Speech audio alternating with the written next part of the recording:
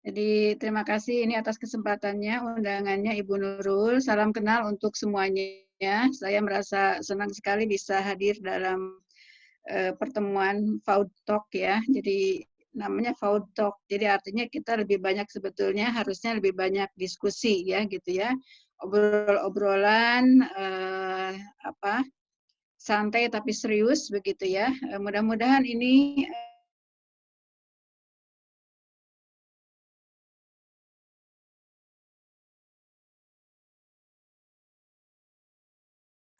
Oke, teman-teman, sepertinya ada sedikit kendala kembali ya dengan Profesor Is. Jadi karena mungkin lampu ingin ya share Bunda. dalam materi hari ini. Oh, kenapa nggak boleh ya? Ini bisa diizinkan nggak host untuk Ya, saya sharing? sebentar Bunda. Share Siap, screen. siap, siap, siap, siap, siap. Mangga Bunda. Sudah Bunda. Oke.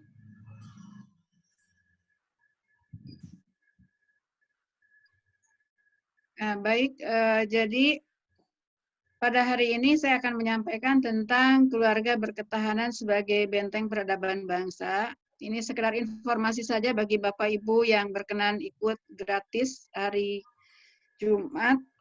Saya dengan Pak Ihsan Gumelar, seorang neuropsikolog, seorang kandidat dokter dari New Zealand ya, akan bahas tentang ini. Mungkin nanti saya izin ke Bu Nurul kalau ada yang berkenan untuk daftar ke Ibu Nurul kalau boleh ya. Ini sama-sama untuk juga bicara tentang itu. Nah, saya akan menyampaikan tema kita hari ini tentang keluarga berketahanan sebagai benteng peradaban bangsa. Jadi saya ingin menggali tentang bagaimana sih ya agar kemudian terbangun peradaban bangsa, dan membangun adab ini tentunya ada di keluarga gitu ya. Nah, ini menurut Thomas Licona ada 10 tanda kehancuran sebuah bangsa. Saya pikir ibu-ibu, bapak-bapak sudah sering mendengar ini, tapi tidak ada salahnya kita untuk mengelaborasi lebih jauh tentang apa sih ciri-ciri akan hancurnya sebuah bangsa. Jadi kalau dilihat dari 10 ciri-ciri ini, sebetulnya yang muncul di yang paling dominan adalah semuanya berkaitan dengan karakter, dengan akhlak, dengan adab gitu ya.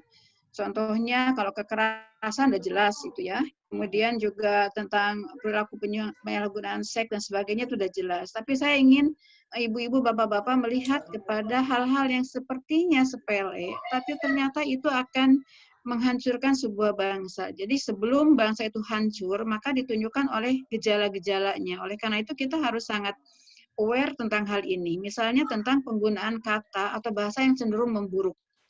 Ya, bahasa yang cenderung kasar, kemudian yang mungkin bahasa-bahasa alay begitu ya, bahasa yang tidak ada makna dan sebagainya. Itu harus betul-betul kita perhatikan, dan itu adanya di lembaga pendidikan dan di keluarga.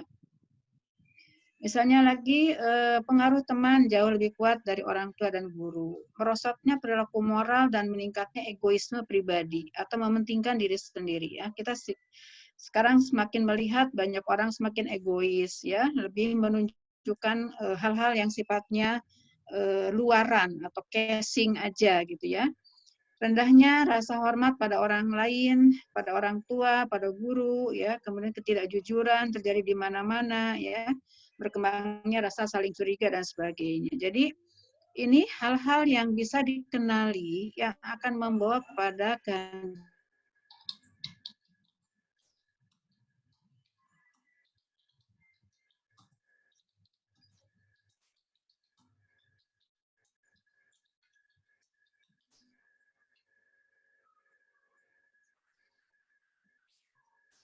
Baik.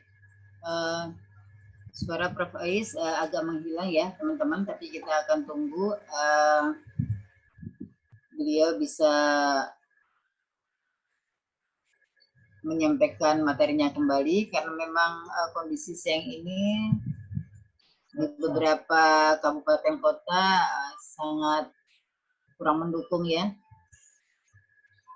Hujan, kemudian angin dan sebagainya. Mudah-mudahan segera normal dan Profesor Is bisa segera menyapa kita kembali.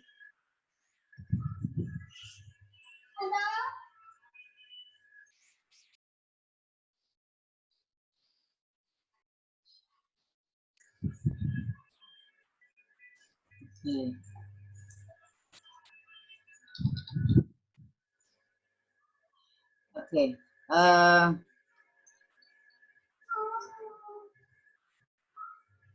Coba Bu Nana, suara Profesor Is terdengar di situ tidak?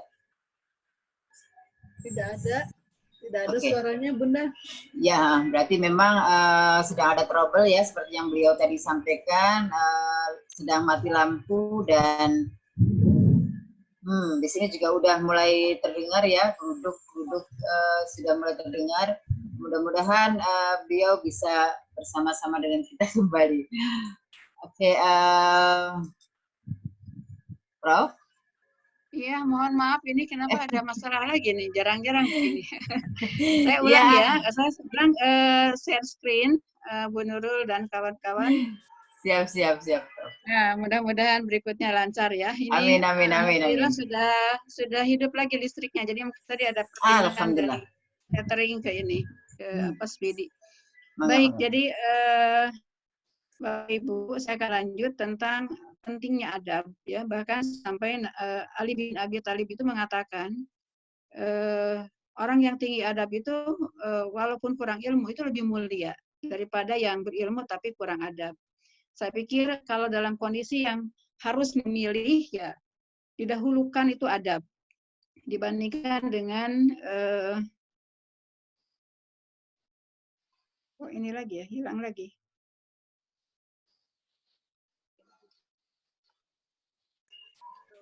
Sedang proses mungkin, Prof. Sedang proses screen, share screen. Sebentar. Apa saya salah ya karena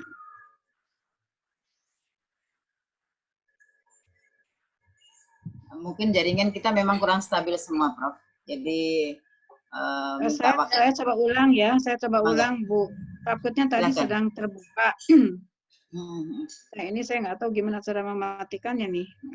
Stop share dulu, Bunda. Ya, saya udah stop share.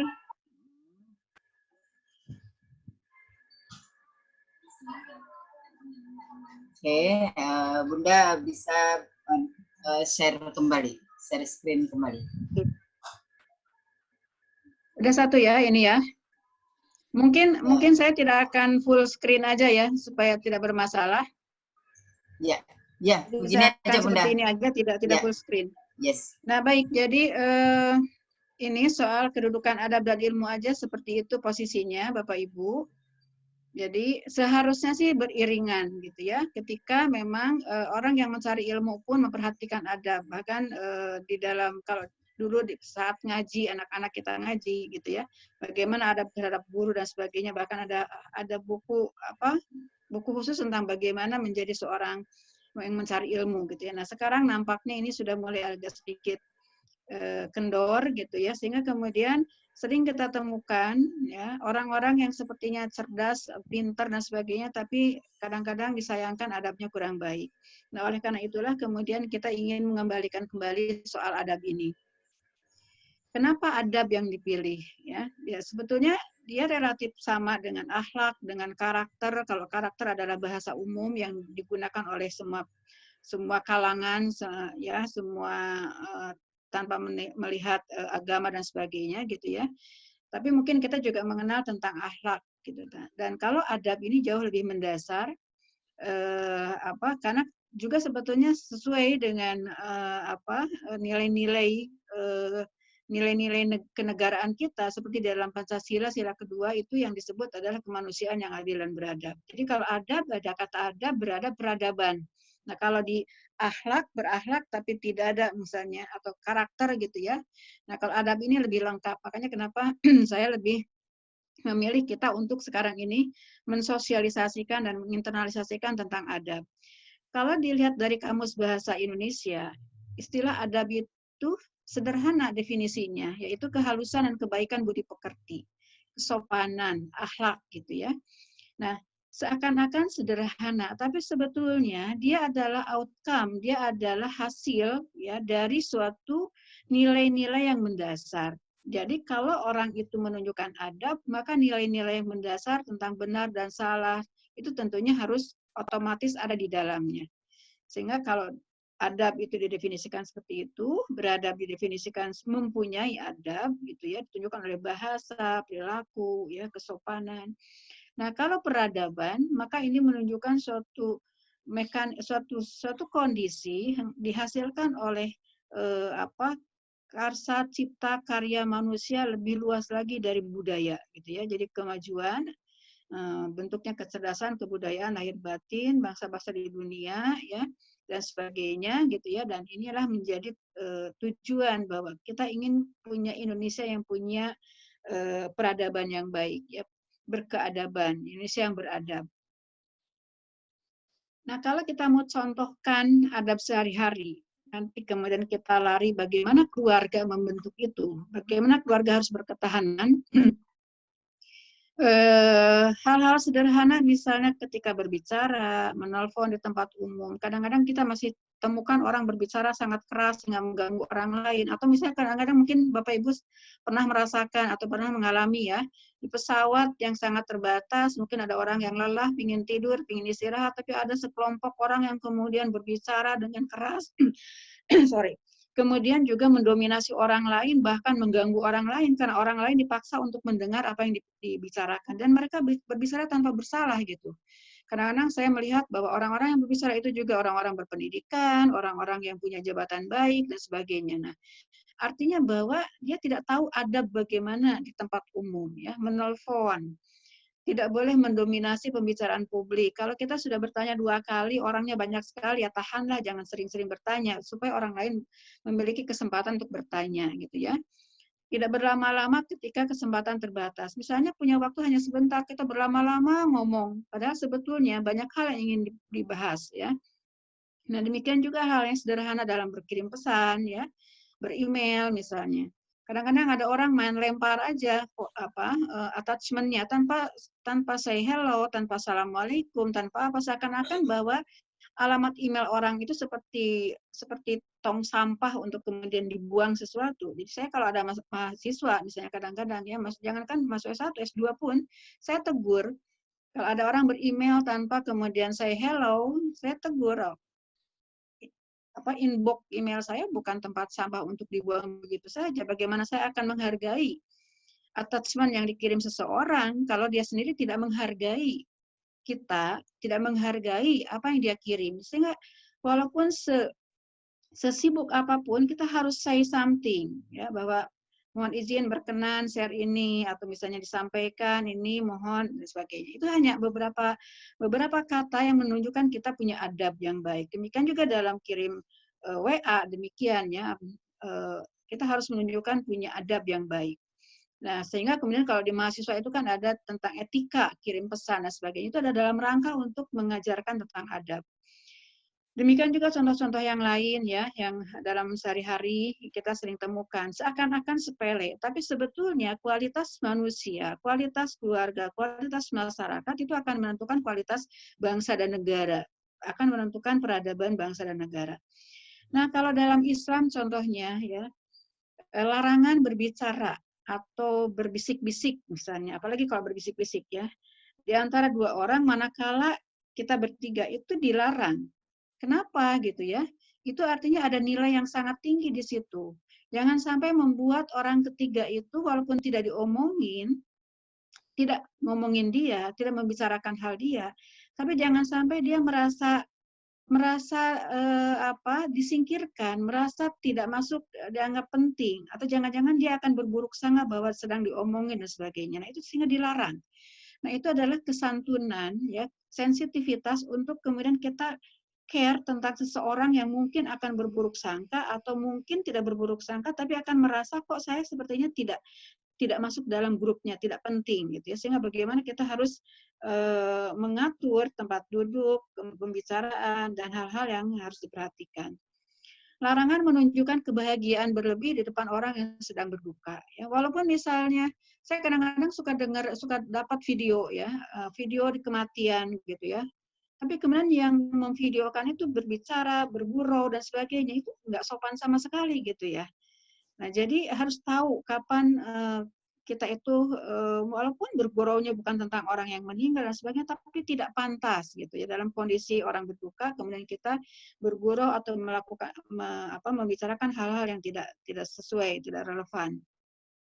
Atau larangan menunjukkan kekayaan kita di tengah orang yang kesulitan ya. Jadi itu adalah bagian dari adab. Nah, adab ini memiliki dimensi nilai yang luas. Jadi dia tentang benar salah ya. Jadi benar dan salah itu juga punya range yang lebar dari 0 sampai 100 gitu ya. Baik, buruk, kemudian etis tidak etis ya, kepantasan itu pantas tidak pantas. Jadi kalau benar dan salah itu mungkin orang mudah tahu, diajarkan ini salah, ini dosa, ini haram gitu ya. Walaupun sekarang ternyata juga sudah mulai banyak yang tidak terlalu care tentang itu. Tapi relatif mudah dikenali. Tapi soal etika, ini etis tidak etis. Berbicara seperti ini dalam kondisi seperti ini, menggunakan kata-kata seperti ini itu etis tidak ya gitu ya. Pantas tidak ya, sopan dengan tidak sopan, bolehnya kita lakukan sesuatu dengan tidak boleh dilakukan. Sesuatu yang diterima atau tidak dapat diterima ya, sesuatu yang bisa ditolerir. Kalaupun kita melakukan kesalahan itu bisa ditolerir karena kesalahannya sesuatu yang relatif banyak dilakukan oleh orang lain, kesalahan karena hal-hal manusiawi dan sebagainya, atau sampai tidak dapat ditolerir.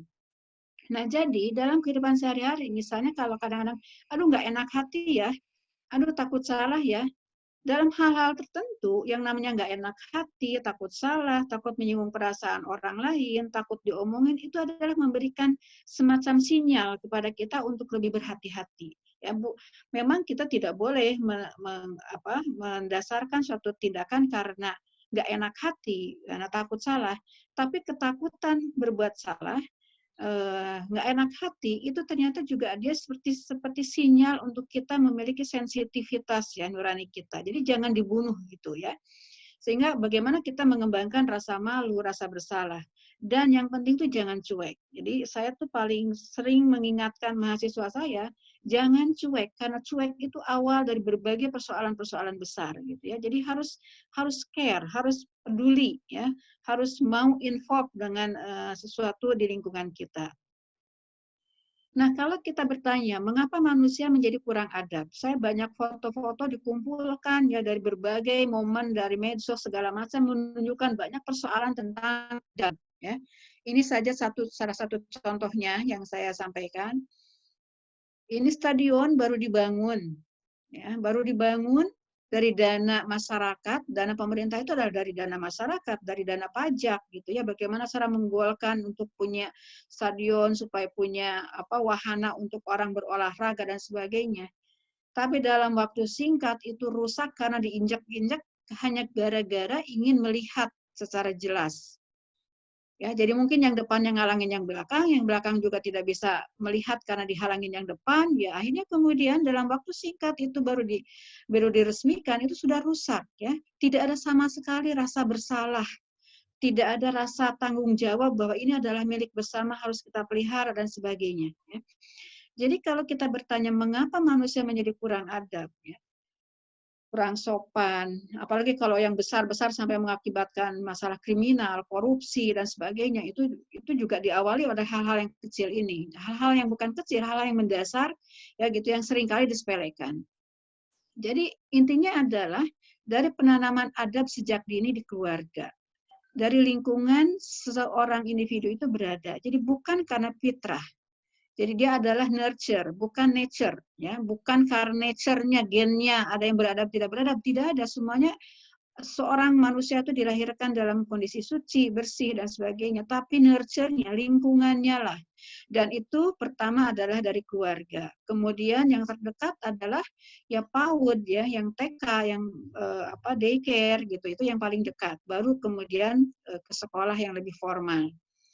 Nah, sekali terbentuk itu akan semakin sulit kalau tidak dikoreksi, apalagi kalau itu sudah terlanjur dibawa setelah besar, ya.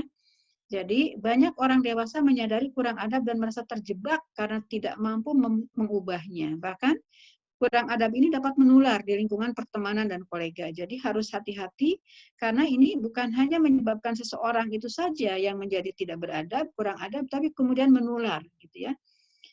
Nah, jadi kalau kita bicara faktor, nanti kemudian saya akan masuk di keluarga, kenapa harus berketahanan.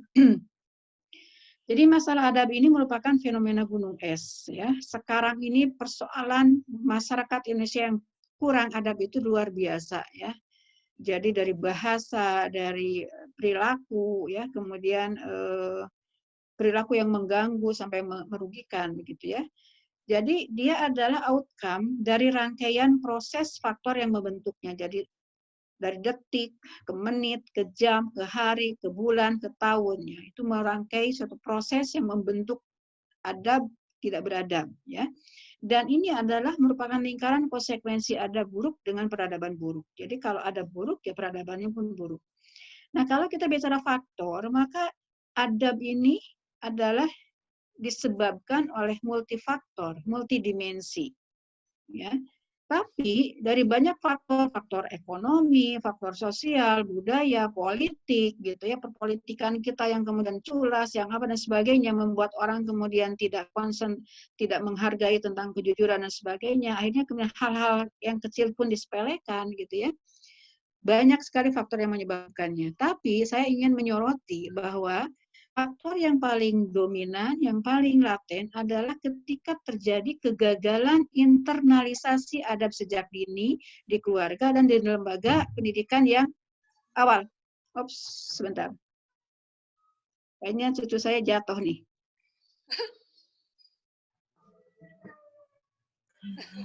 Oke. Oh, cucunya yang nomor berapa itu? Ya, teman-teman,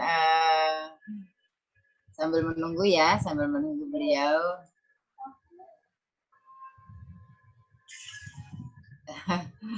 Si Dedek jatuh ya. Oke, teman-teman, tadi sudah cukup banyak. Jadi silakan. Jadi kalau dengar cucu nangis itu paling nggak tahan ya. Halo, udah bisa diteruskan lagi? Ya, Bunda, Bunda silakan. Silakan Bunda, silakan. Cucu saya ini nabrak pintunya dari kaca jadi.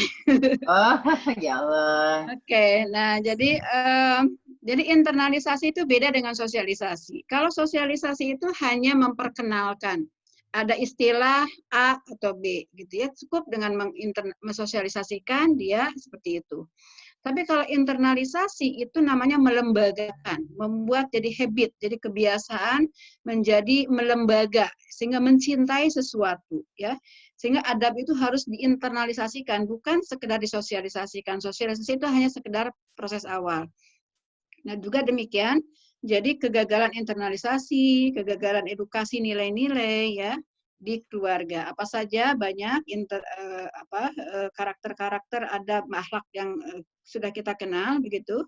Tapi saya ingin mengenalkan satu faktor yang baru yang dikenalkan oleh Pak Bagus Riono ini. Ada satu fenomena yang perlu Bapak Ibu yang concern tentang PAUD gitu ya. PAUD itu pengembangan anak usia dini. Itu yang namanya fenomena sensing culture. Jadi ada satu fenomena yang disebut dengan sensing culture, budaya sensing, budaya sense ya. Jadi di mana orang itu lebih mengedepankan hal-hal yang sifatnya itu adalah sensori. Jadi mengedepankan kepuasan dan kebahagiaan semu ya, itu dari penampilan sensori. Jadi sekarang kita bisa lihat industri juga yang berkembang tentang make up, sampai sulam alis lah, sulam bibir lah, dan sebagainya gitu ya. Karena orang itu dinilai dari casingnya. Jadi kalau dia menunjukkan suatu kecantikan, pakaian, kemudian hal-hal yang sifatnya indrawi, ya, dia hanya terbatas itu. Tapi kemudian melupakan sesuatu yang sifatnya itu substansi, isi, ya, makna tentang hidup dan sebagainya, tentang kebahagiaan. Nah, ini ternyata faktor yang menyebabkan juga melonggarnya adab di dalam kehidupan sehari-hari. Jadi Bapak Ibu bisa ikuti sekarang, banyak orang yang sampai berani membunuh hanya karena ingin merebut handphone yang bagus dari temannya. Seorang teman, sahabat baik membunuh temannya karena ingin memiliki motor yang dikendari oleh temannya. Jadi keinginan untuk memperoleh materi, karena materi itu dianggap sebagai sesuatu yang sangat penting, gitu ya, yang akan membuat dia puas dan bahagia, itu adalah yang disebut dengan sensing culture. Nah, ini yang menyebabkan adab itu semakin lemah, semakin sulit untuk kita semakin ditinggalkan, gitu ya. Nah, ini saya ingin mengenalkan tentang fenomena ini yang perlu kita lihat di lingkungan kita, mungkin di anak-anak muda dan sebagainya, itu ternyata juga banyak kasus-kasus yang telah merebak karena fenomena ini, ya. Jadi budaya tentang sensing, budaya hanya melihat dari casingnya. Orang tuh dinilai dari secara administratif misalnya, dari syarat-syaratnya saja, tapi dilihat bahwa bagaimana pengabdian seseorang, bagaimana kinerja seseorang. Kalau tidak ada bukti, ya dia tidak dinilai, gitu ya. Nah, ini yang membuat kemudian budaya-budaya kita terjatuh kepada budaya-budaya hanya sekedar misalnya mengumpulkan sertifikat, tapi tidak tahu apa yang kemudian diikuti, isinya apa dan sebagainya, tidak dikomunikasikan, tidak menjadikan seseorang menjadi lebih memahami tentang hidup, ya. Nah, ini yang perlu kita sadari supaya kita turut membantu kepada anak-anak kita, ya, menyelamatkan generasi muda kita. Ini saya lewati saja. Nah, jadi lantas bagaimana keluarga membangun adab, ya? Yang kemudian berikutnya akan terbangun peradaban yang baik, ya, peradaban yang akan menyelamatkan kita. Yang penting adalah bagaimana sebetulnya kita menarik ke hulu, ya, yang bersifat pencegahan. Karena kalau seorang itu sudah memiliki adab yang kurang baik dan dibangun dalam bertahun-tahun lamanya, gitu ya, memang cenderung sulit untuk diubah, walaupun tidak mungkin untuk tidak diubah, tidak mungkin untuk bisa tidak mungkin juga, ya. Artinya bahwa selalu possible untuk diubah, ya, sekecil apapun. Nah, tapi usahanya akan menjadi semakin berat ketika kalau adab sudah terbentuk sedemikian rupa di usia yang lebih dewasa, lebih tua, begitu ya, akan semakin sulit. Nah, jadi bagaimana pencegahan untuk tidak terbangunnya adab yang buruk, tapi terbangun adab yang baik, ya. Ini adalah bersifat hulu sejak dini di keluarga. Dan selain keluarga, lembaga pendidikan yang terdekat adalah PAUD, adalah daycare, TK, ya. Itu yang paling dekat. Setelah itu baru ke SD, SMP dan sebagainya. Nah, jadi bagaimana memutus rantai lingkaran setan perilaku kurang adab supaya tidak menular kepada anak-anak kita yang masih kecil, ya, masih usia dini, dengan cara menerapkan metode, ya, approaches, pendekatan yang tepat dan memadai. Ini sebetulnya adalah sesuatu yang semuanya kita tahu, tapi bagaimana sebetulnya di dalam mekanismenya, seringkali disitulah menjadi titik kritisnya. Jadi semua orang tahu bahwa harus mengajarkan akhlak, karakter, adab itu sejak dini di keluarga. Tapi bagaimana sebetulnya mekanisme yang tepat, mekanisme yang metode yang tepat, yang memadai, pendekatan yang tepat, yang memadai. Ya, ini yang seringkali ada bolong-bolongnya yang perlu kemudian kita selalu juga ingatkan untuk diperhatikan. Nah, jadi kalau dari hasil kajian-kajian, efektivitas internalisasi adab di keluarga, itu pertama dipengaruhi oleh kelekatan atau bonding antara orang tua dan anak, ya. Attachment, ya, bonding attachment. Jadi kelekatan orang tua dan anak inilah yang akan membuat anak itu lebih mudah untuk dinasehati, untuk kemudian tunduk dan patuh, mendengarkan hal-hal baik yang harus diajarkan oleh orang tua kepada anak, begitu ya. Karena kalau misalnya kedekatan itu tidak terbangun, maka anak tidak akan melihat bahwa orang tuanya sebagai figur yang kemudian untuk dia dengar kata-katanya, untuk dia taati harus ada instruksi atau perintah yang sifatnya mewajibkan gitu ya. Nah, jadi kelekatan ini menjadi kunci ya untuk bagaimana terbentuknya trust atau rasa percaya dari seorang anak kepada orang tuanya dan terhadap dunia. Jadi kalau anak memperoleh bonding attachment yang baik dengan secure attachment, jadi satu kelekatan yang secure, yang aman, yang dirasakan aman oleh anak, maka anak akan melihat bahwa dunia ini indah, dunia ini trust, dunia ini bisa dipercaya. Karena dia yakin ada orang yang akan selalu menolong dia ketika dia membutuhkan. Sehingga kemudian stimulasi yang dilakukan oleh orang tua, oleh guru akan menjadi lebih mudah kepada anak itu. Ya, jadi kelekatan ini menjadi kunci. Nah, seringkali persoalannya adalah bagi keluarga-keluarga masa kini, kelekatan ini tidak mudah untuk dibangun, apalagi kalau ya suami istri dua-duanya bekerja, apalagi kalau bekerjanya penuh lagi. Nah, jadi kelekatan ini tidak terjamin untuk terbangun secure attachment, sehingga kemudian bagaimana anak mengembangkan suatu kepribadian trust, ya, suatu kepribadian awal yang positif. Jadi kalau kita menginginkan seseorang yang punya integritas, itu diawali oleh kepribadian trust ketika bayi.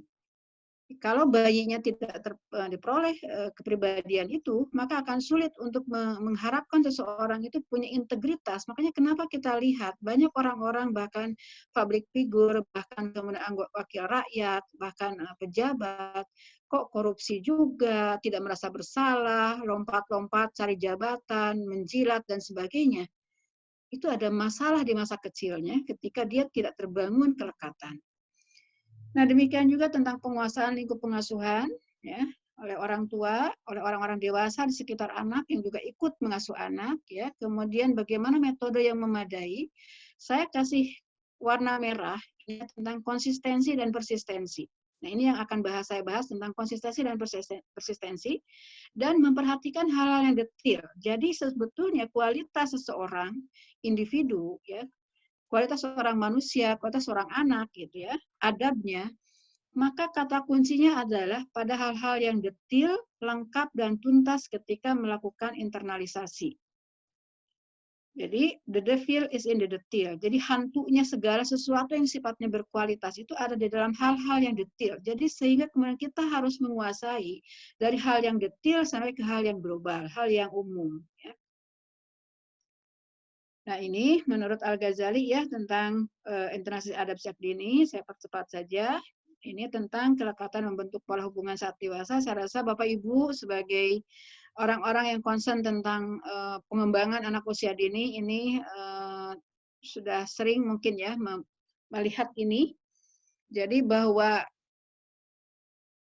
pola kelekatan pada saat kecil, pada saat bayi ya sampai usia 3 tahunan ya, itu yang fondasi awalnya, kemudian diikuti oleh gaya pengasuhan yang dilakukan oleh orang tua dan orang-orang di sekitar anak, termasuk guru PAUD, ya, maka akan menentukan perilakunya dan kita bisa melihat pada saat dewasanya seperti apa. Kalau anak itu dibesarkan dengan secure attachment, dia mampu membangun hubungan berarti, empati, ya. Nah, kemudian kalau insecure, tidak secure gitu ya, tidak aman karena sering ditinggal-tinggal, pembantu ganti-ganti, orang yang ngasuh ganti-ganti, anak nangis dibiarin, anak minta apa dibiarin gitu ya. Maka akan muncullah ciri-ciri yang tadi, cemas, tidak aman, tukang mengontrol orang lain, sering menyalahkan ya. Kemudian tidak bisa diprediksi, kadang menyenangkan, kadang menyebalkan, kadang-kadang gembira, kadang-kadang tiba-tiba menangis gitu ya, kadang-kadang bisa dipercaya, kadang-kadang tidak. Itu artinya karena insecure ambivalent pada saat pola kelekatan di awal ya. Atau kalau misalnya ketika kecilnya pola kelekatan itu terkategori insecure disorganized, maka anaknya yang pada saat dewasa akan terlihat semrawut, tidak peka, eksplosif, kasar ya. Nah, jadi sebetulnya kualitas manusia yang kita harapkan menjadi pembangun peradaban bangsa itu akan sangat ditentukan ketika bagaimana dia diperlakukan waktu kecil, sejak bayi, di keluarga dan di lingkungan terdekatnya yaitu PAUD, daycare, ya TK, gitu ya. Nah, saya ingin masuk ke mulai masuk ke soal mekanisme detil ya. Jadi kalau kita bicara tentang mengapa seseorang menjadi kurang adab, maka kita periksa tentang akar laten, ya akar yang paling mendasar, itu tentang value. Nah, untuk seseorang kita harapkan melakukan sesuatu, punya adab yang baik, gitu ya, maka kita harus periksa nilai yang dia anutnya seperti apa. Value-nya harus kita periksa, karena yang menentukan seseorang melakukan itu adalah to value, ya. Dan seseorang untuk mengetahui value itu diawali oleh bagaimana dia mengetahui tentang nilai-nilai baik dan buruk. Kenapa ini tidak baik, kenapa ini tidak boleh dilakukan, ini harus dilakukan, ini patut dilakukan, dan sebagainya. Itu diberitahu dulu. Setelah diberitahu, kemudian disosialisasikan, ya diberitahu, kemudian diinternalisasikan sehingga menjadi nilai yang dianut. Saya tidak mau curang karena curang itu buruk sekali. Saya tidak mau jujur karena jujur itu buruk tidak jujur itu buruk sekali. Sehingga kemudian dia melakukan kejujuran. Dia tidak melakukan kecurangan. Nah, seringkali yang kita temukan ada gap antara yang diketahui dengan disikapi. Ada gap antara yang disikapi dengan yang dilakukan. Banyak orang tahu tentang sesuatu tapi tidak memandang penting tentang apa yang dia ketahui. Banyak orang kemudian juga mengetahui tentang pentingnya sesuatu, tapi tidak mengerjakan apa yang dianggapnya penting. Jadi selalu ada gap. Nah, pendidikan di level manapun, termasuk di keluarga lewat pengasuhan, di daycare, di PAUD, ya, kemudian terus ke SD dan sebagainya, gitu ya, adalah untuk menghilangkan kalau bisa gap itu. Jadi kalau orang sudah tahu, ya kemudian dia mau melakukan itu. Dia menilai itu baik, dia mau melakukan itu. Contohnya betapa banyak orang perokok itu tahu persis berapa jumlah racun yang ada di dalam rokok, tapi dia dengan santai tetap merokok. Artinya pengetahuan yang dia ketahui tidak menjadikan dia untuk kemudian menghentikan merokok itu, padahal dia tahu bahayanya merokok. Nah, jadi gap inilah yang sebetulnya harus ditangani oleh para pendidik, ya. Jadi yang concern terhadap PAUD itu kan pengembangan anak usia dini atau pendidikan anak usia dini. Ada dua ya PAUD itu. P-nya P besar, itu pengembangan. Itu artinya seluruh program PAUD di berbagai departemen itu ada di P itu, pengembangan. Ada pendidikan. Kalau pendidikan anak usia dini itu hanya di bawah Kemendikbud. Kemendikbud ya. Jadi PAUD P pendidikan itu bagian dari P-nya pengembangan anak usia dini. Tapi sama aja, punya tanggung jawab yang sama gitu ya. Nah, bagaimana sebetulnya menghilangkan gap itu? Para orang tua juga harus memeriksa apa yang diketahui anak, apa yang dianggap penting dengan apa yang dilaksanakan. Jadi gap ini harus dihilangkan. Nah, kemudian akar latennya kalau kita lihat dari adab sebagai sesuatu hal yang baik, kebaikan ya. Maka kalau menurut Licona ada 4 tahapan, knowing the good, desiring the good, acting the good, dan loving the good. Jadi kalau knowing hanya tahu, desiring itu udah mulai menginginkan, ya. Jadi ada value, ada nilai, ya. Kemudian acting the good itu melaksanakan, tapi kita tidak boleh tidak boleh puas hanya sampai di acting the good, ya. Jadi karena acting the good itu kalau belum menjadi loving the good, itu belum menjadi suatu perilaku yang melembaga. Mencintai kebenaran, saya mencintai melakukan kebaikan.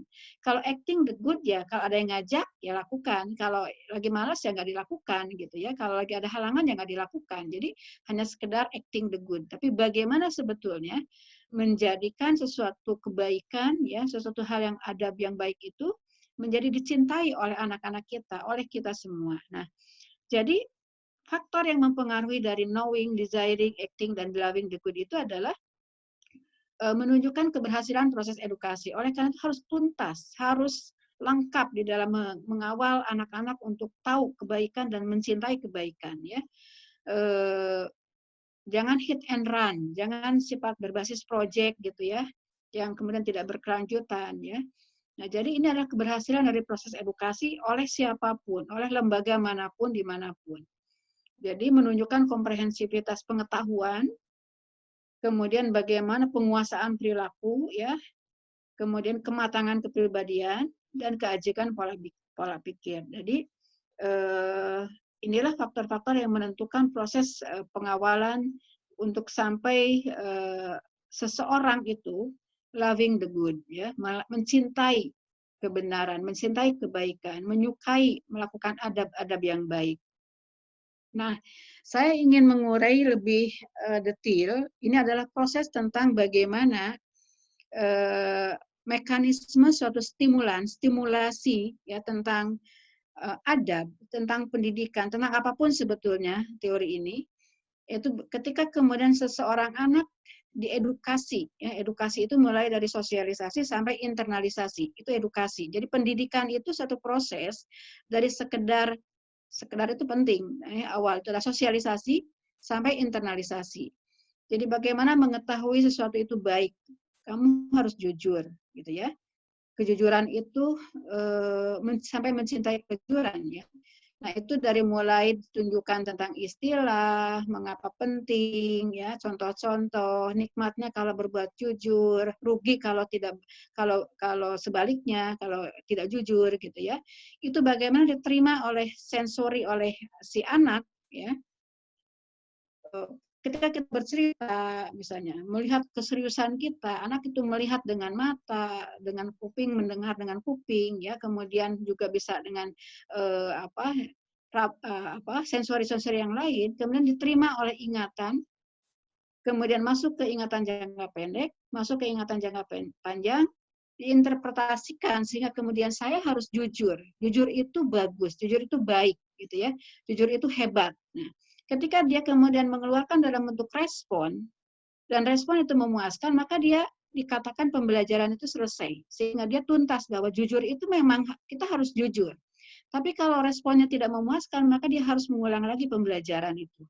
Nah, dalam setiap tahapan internalisasi, ya, efektivitasnya itu ada. Jadi kalau misalnya kita cerita, seorang guru cerita, seorang ibu cerita, mengajarkan dengan berbagai cara, ada dengan buku gambar, buku cerita dengan alat peraga dan sebagainya, gitu ya. Maka tidak semua apa yang kita sampaikan itu akan diterima oleh sensori. Di dalam 1 detik kita mendapatkan sekian banyak stimulan. Saya sekarang sedang menghadap taman di belakang rumah saya, ada banyak bunga dan sebagainya, rumput. Tidak semua saya bisa proses. Hanya beberapa yang bisa saya tangkap. Itu namanya ada selective exposure. Jadi hanya sedikit dari apa yang kita sampaikan kepada anak itu yang diterima oleh sensori anak. Nah, demikian juga apa yang diterima oleh sensori itu tidak semua ditahan di dalam ingatan, hanya sebagian kecil yang ditahan oleh ingatan. Terus sampai kemudian diinterpretasikan. Oleh karena itu, menjadi penting bagaimana mengedukasi yang sangat menarik, sehingga kemudian efektivitasnya ditunjukkan oleh semakin banyak yang diterima oleh sensori anak, diterima oleh ingatan anak, akan dikenang terus sampai kemudian diinterpretasikan. Nah, inilah sebetulnya tantangan bagi para pendidik, terutama adalah para guru TK, PAUD, ya, orang tua, untuk mengajarkan sesuatu, menginternalisasikan sesuatu agar diterima. Kadang-kadang orang tua suka bingung, ya, kok saya udah ngomong berkali-kali kok nggak didengar juga ya, kok dia nggak nangkep juga ya. Maka sebetulnya harus diperiksa bagaimana cara kita ngasih tahu, bagaimana cara kita mengajari itu, apakah didengar nggak oleh anak. Menarik nggak? Apakah ngajarinnya kemudian kita sambil ngomel, atau ngajarinya kita juga tidak sungguh-sungguh sehingga anak juga sedang mungkin melakukan hal yang akhirnya kemudian tidak menangkap apa yang kita sampaikan. Apakah frekuensinya sudah dibikin sama antara orang tua dengan anak sehingga kemudian apa yang diajarkan, ya, stimulus, ya, disampaikan itu kemudian diterima. Karena pada dasarnya setiap orang itu kikir kognitif. Jadi kognitif kita itu kikir, kita tidak punya kapasitas yang sangat leluasa untuk menangkap banyak stimulus. Kita hanya menangkap sedikit stimulus dalam setiap detik, ya, kehidupan kita. Demikian juga yang ditahan di dalam ingatan juga hanya terbatas. Demikian juga yang ditahan di dalam ingatan jangka panjang dan diinterpretasikan. Sehingga bagaimana efektivitas internalisasi adalah bagaimana mengemas pesan-pesan stimulus itu yang menarik, ya. Tidak boleh berkepanjangan, ya, potong-potong sehingga awal dan akhirnya banyak dan sebagainya. Teorinya sudah sangat banyak, saya pikir Bapak Ibu juga menguasai hal ini. Jadi kalau kita bicara tentang knowing the good, desiring the good, acting the good, dan loving the good adalah bagaimana proses internalisasi ini. Nah, jadi di setiap tahapan ini ada selektif. ya, exposure, reception, retention, interpretation. Jadi tidak semua kita terima. Ada yang diseleksi di dalam penangkapan, exposure. Hanya sebagian yang di reception, ya, diseleksi. Kemudian hanya sebagian di retention atau ya selective retention, dan hanya sebagian yang di interpretation, ya. Jadi itulah sebetulnya yang disebut dengan bahwa manusia itu pikir kognitif. Oleh karena itu kita harus mengingat bagaimana metode, bagaimana pendekatan yang terus dikembangkan agar efektivitas internalisasi ini optimal.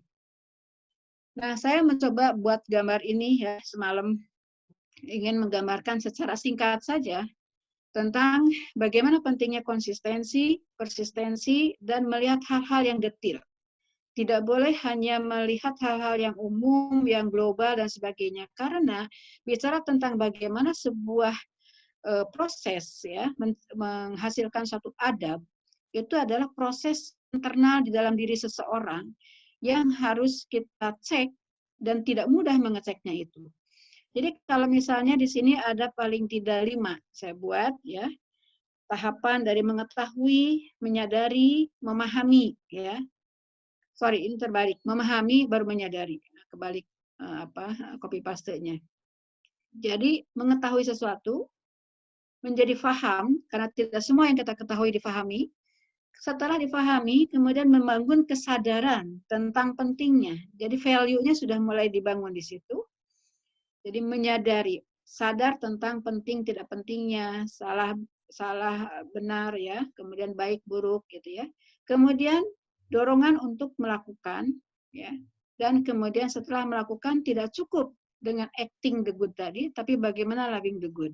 Nah, di dalam tahapan-tahapan ini, setelah dari awalnya stimulus, di tahap pertama sekali stimulus itu juga harus memiliki efektivitas yang tinggi ya, bagaimana mengemas stimulus yang baik, stimulus yang bisa diterima sebanyak-banyaknya, diingat, ditahan dan sebagainya gitu ya. Nah, dari setiap tahapan dari 01 ke 02 ke 03 ke 04 ke 05 tahapan 5 tahap ini, di situ ada penguatan-penguatan. Jadi tidak bisa kita mengharapkan, kan Ibu udah bilang.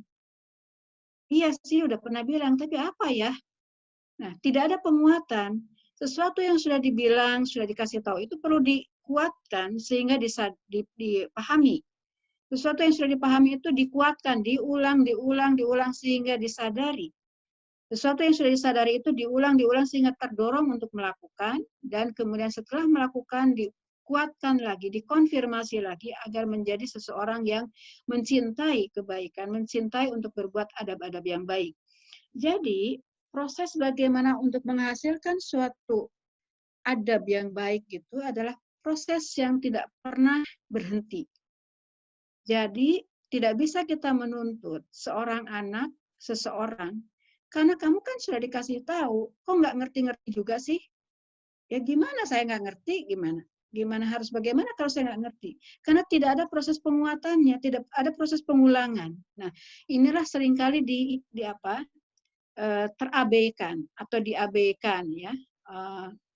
Bagaimana menguatkan? Jadi sebetulnya mungkin Bapak Ibu pernah nggak merasakan ya, menonton film yang sama berkali-kali, tapi kemudian outputnya tuh beda. Ya, pada saat nonton pertama, kok saya benci banget sama si tokoh ini gitu ya. Tapi kemudian setelah kedua, kenapa dia begitu? Mulai paham. Setelah ketiga menjadi lebih paham. Oh ternyata menjadi lebih empati. Ternyata dia punya alasan seperti ini dan sebagainya. Ketika nonton udah sekian kalinya, baru kemudian kita menjadi paham tentang keseluruhan isi dari pesan dari suatu film misalnya. Atau baca buku. Kenapa kita misalnya seringkali menginginkan mengulang-ulang baca buku dan hasilnya menjadi berbeda ketika baca buku pertama, kedua, ketiga dan sebagainya. Jadi sesuatu yang kemudian relatif abstrak, relatif besar, relatif punya pesan yang banyak, itu tidak bisa hanya dengan satu kali kemudian dianggap tuntas. Nah, inilah proses yang harus kita pahami. Bagaimana mendorong, meng-create, kalau meng-create itu mungkin terlalu tinggi ya, hanya Allah yang meng-create. Tapi kita tuh mengawal ya, membangun seseorang itu punya adab yang baik, punya akhlak yang baik, punya karakter yang baik. Nah, bagaimana keluarga? Saya bicara tentang sekarang keluarga harus berketahanan agar mampu mengawal ketuntasan proses panjang berkelanjutan pembangunan adab. Jadi kata kuncinya Bapak Ibu, ini adalah proses panjang yang harus dilakukan secara tuntas. Nah, seringkali kita itu tidak tuntas, ya, tidak konsisten, tidak persisten, sehingga kemudian hasil akhir yang ingin kita peroleh tidak terlihat karena kita tidak tuntas. Jadi kalau misalnya ingin mengharapkan seseorang punya adab yang baik, yang jujur, tidak cheating, ya, tidak melakukan hal-hal yang tidak etis, ya. Bagaimana hanya dengan memberitahu? Bagaimana hanya dengan memberitahu pun hanya sekali dua kali, ya? Harusnya kan terus dikuatkan, dikonfirmasi untuk kemudian difahami, kemudian disadari, dilakukan sampai mencintai. Jadi kita perlu evaluasi. Ketika kita mendorong suatu output, outcome itu terbentuk, sebetulnya stimulus yang kita lakukan itu berapa persennya? Ya, jangankan hanya 20, 30, 40%, 80% pun kalau tidak dikuatkan, misalnya seseorang telah melakukan kebaikan dan dia tahu tentang kebaikan itu ternyata hal yang penting, dia merasakan kebahagiaan ketika melakukan kebaikan. Tapi ketika tidak dikonfirmasi untuk terus melakukan kebaikan, maka belum tentu terbangun suatu karakter, suatu akhlak, suatu adab tentang cinta kebaikan. Cinta kebaikan hanya akan muncul ketika diulang, sehingga kemudian muncul suatu kehendak secara kemandirian, otonomi untuk melakukan itu. Tidak disuruh pun dilakukan, gitu ya. Bahkan ada yang melarang pun dia melakukan juga, bahkan dia memperjuangkan kebenaran. Nah, inilah sebetulnya yang harus kita koreksi. Seberapa kita mendampingi, mengawal seseorang itu punya output yang tuntas 100%, jangankan 80%, 30, 40, 80% pun mungkin tidak akan tuntas gitu ya kalau kita tidak akan dicapai hasil itu kalau kita tidak tuntas ya. Nah, jadi Bapak Ibu, beberapa hal penting yang ingin saya share untuk didiskusikan adalah bagaimana mengawal suatu proses perubahan di dalam pendidikan ya, pendidikan anak usia dini, di keluarga, ya, di lingkungan, oleh lembaga PAUD, TK, daycare, itu harus konsisten, harus persisten, terus menerus, konsisten, ya, terus itu terus yang disampaikan, dan melihat sesuatu yang detail. Jadi harus melihat secara detail, dia paham nggak ya, bagaimana caranya memeriksa paham tidaknya, udah tertangkap nggak ya, gitu ya. Nah, jadi ada hal-hal detail, termasuk bagaimana menurunkan dalam indikator-indikator yang detail. Jadi kalau dari sini, sekarang saya sudah mulai masuk bagaimana sebenarnya keluarga. Kalau kita bicara tentang keluarga sebagai benteng peradaban bangsa, artinya bagaimana keluarga menghasilkan orang-orang yang beradab. Ya, ini adalah mengawal ketuntasan proses panjang berkelanjutan pembangunan adab. Apakah hanya anak? Tidak. Jadi bukan hanya anak, tapi juga orang tuanya sendiri. Bahkan suami memeriksa istrinya, istrinya pun karena menginginkan suami adalah sebagai pemimpin, melihat juga pemimpinnya, suaminya itu seperti apa adabnya, ya, dan anak-anaknya. Jadi ada satu proses bagaimana membangun, mengawal ketuntasan. Apakah menjadi lebih arif, apakah menjadi lebih sabar, apakah menjadi lebih baik hati, gitu ya. Nah, secara umum digunakan istilah apakah orang tua membangun integritas gitu ya. Anak-anak juga sebetulnya boleh aja digunakan istilah integritas, tapi integritas sesuai dengan umurnya. Tapi kalau dalam bahasa anak ada istilah-istilah tentang perkembangan kepribadian, perkembangan intelektual, intelijen, sosial, emosi, religiusitas yang harus diukur secara detail ya. Nah, jadi itu yang harus dipelihara, harus diperiksa. Nah, ini di dalam keluarga, ini kalau teorinya saya lewati saja ya. Jadi perlu ada reinforcement ya untuk memastikan, mengawal tadi ya proses-proses penguatan, bagaimana tahapan-tahapan untuk hasil suatu pembelajaran, hasil pendidikan itu seperti yang diharapkan adalah ada diantaranya yang paling kuat adalah reinforcement dengan modeling. Jadi dorongan, ada reward, punishment gitu ya, dan ada modeling. Jadi kalau misalnya orang tuanya tidak mencontohkan juga susah untuk bagaimana terbangunnya adab itu ya. Kalau tidak ada reinforcement juga susah ya.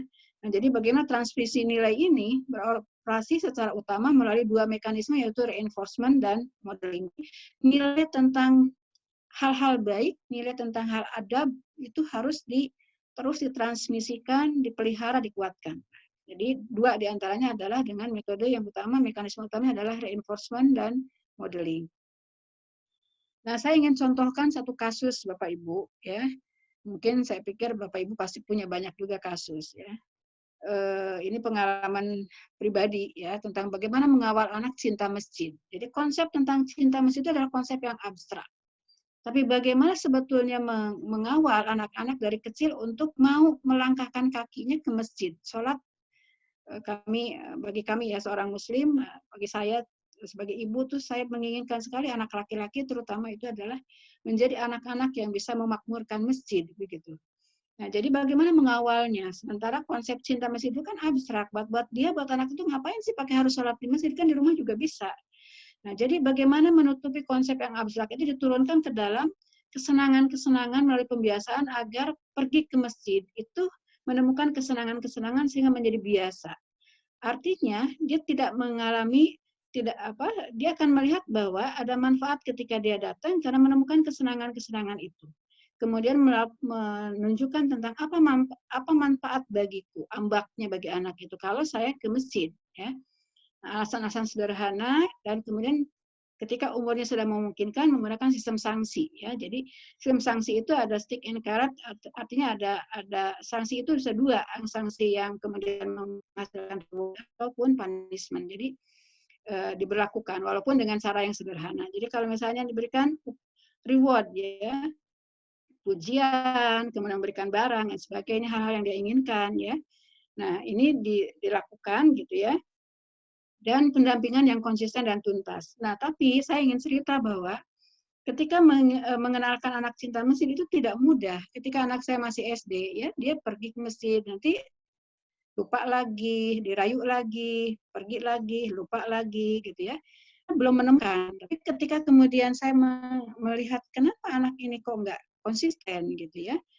Ya memang belum bisa untuk konsisten karena dia belum menemukan kesenangan-kesenangan yang diterima. Itu pun tidak bisa menghilangkan kesenangan ketika dia di rumah kemudian nonton TV. Nah, akhirnya kemudian disinilah perlunya reinforcement dan modeling. Ketika kemudian bapaknya tidak ke masjid karena kerja di luar kota, saya di Bogor, kemudian suami saya waktu itu kerja di Jakarta dan selalu pulang lebih malam gitu, ya, setelah maghrib, akhirnya ya nggak bisa lah ngajarin anak untuk cinta masjid, bapaknya nggak ke masjid. Nah, akhirnya kemudian suami saya memutuskan untuk pindah kantor, pelan-pelan pindah ke Bogor, dan kemudian memastikan untuk selalu pulang sebelum maghrib, sehingga bapaknya ke masjid, ya anak-anak juga ikut ke masjid. Dan disitulah kemudian menjadi lebih mudah untuk anak itu memahami, dan ketika melihat bapaknya ke masjid, kemudian para tetangga melihat suami saya sering ke masjid, dianggap sebagai orang yang rajin, gitu, ya. Kemudian diminta sebagai DKM.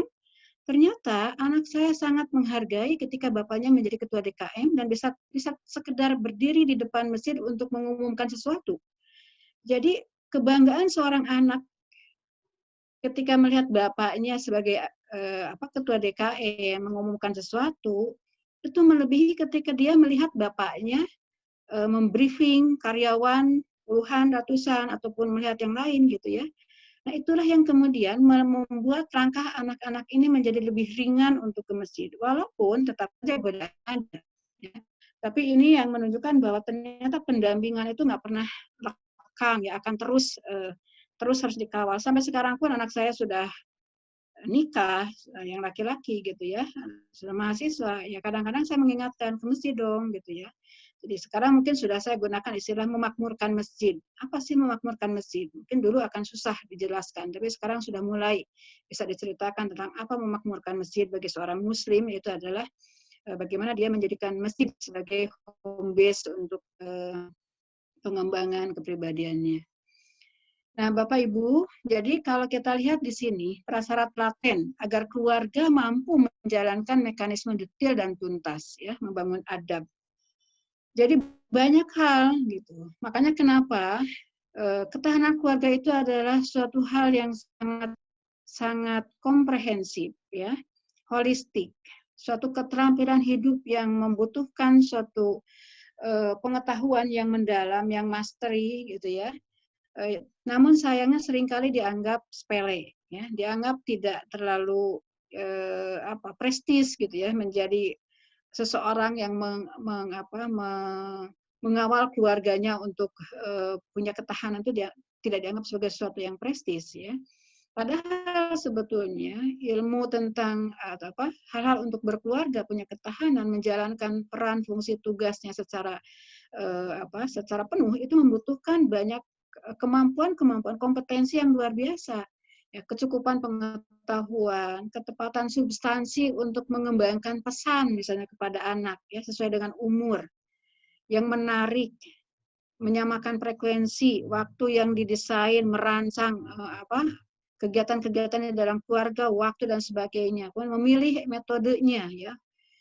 Kemudian pola dan gaya pengasuhan, ya, tidak mudah untuk mengembangkan pola dan gaya pengasuhan yang demokratik gitu. Kadang-kadang juga kita ya otoriter itu boleh, tapi selama tidak intervensinya tidak terlalu mengekang ya, itu juga bisa dikombinasikan antara otoriter dengan demokratik. Yang mungkin yang tidak boleh adalah yang permisif. Jadi kalau gaya asuh antara otoriter, demokratik, permisif sudah jelas tidak boleh.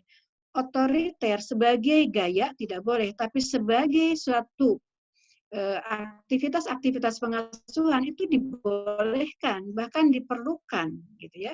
Tapi bagaimana dikemas dengan metode yang demokratik.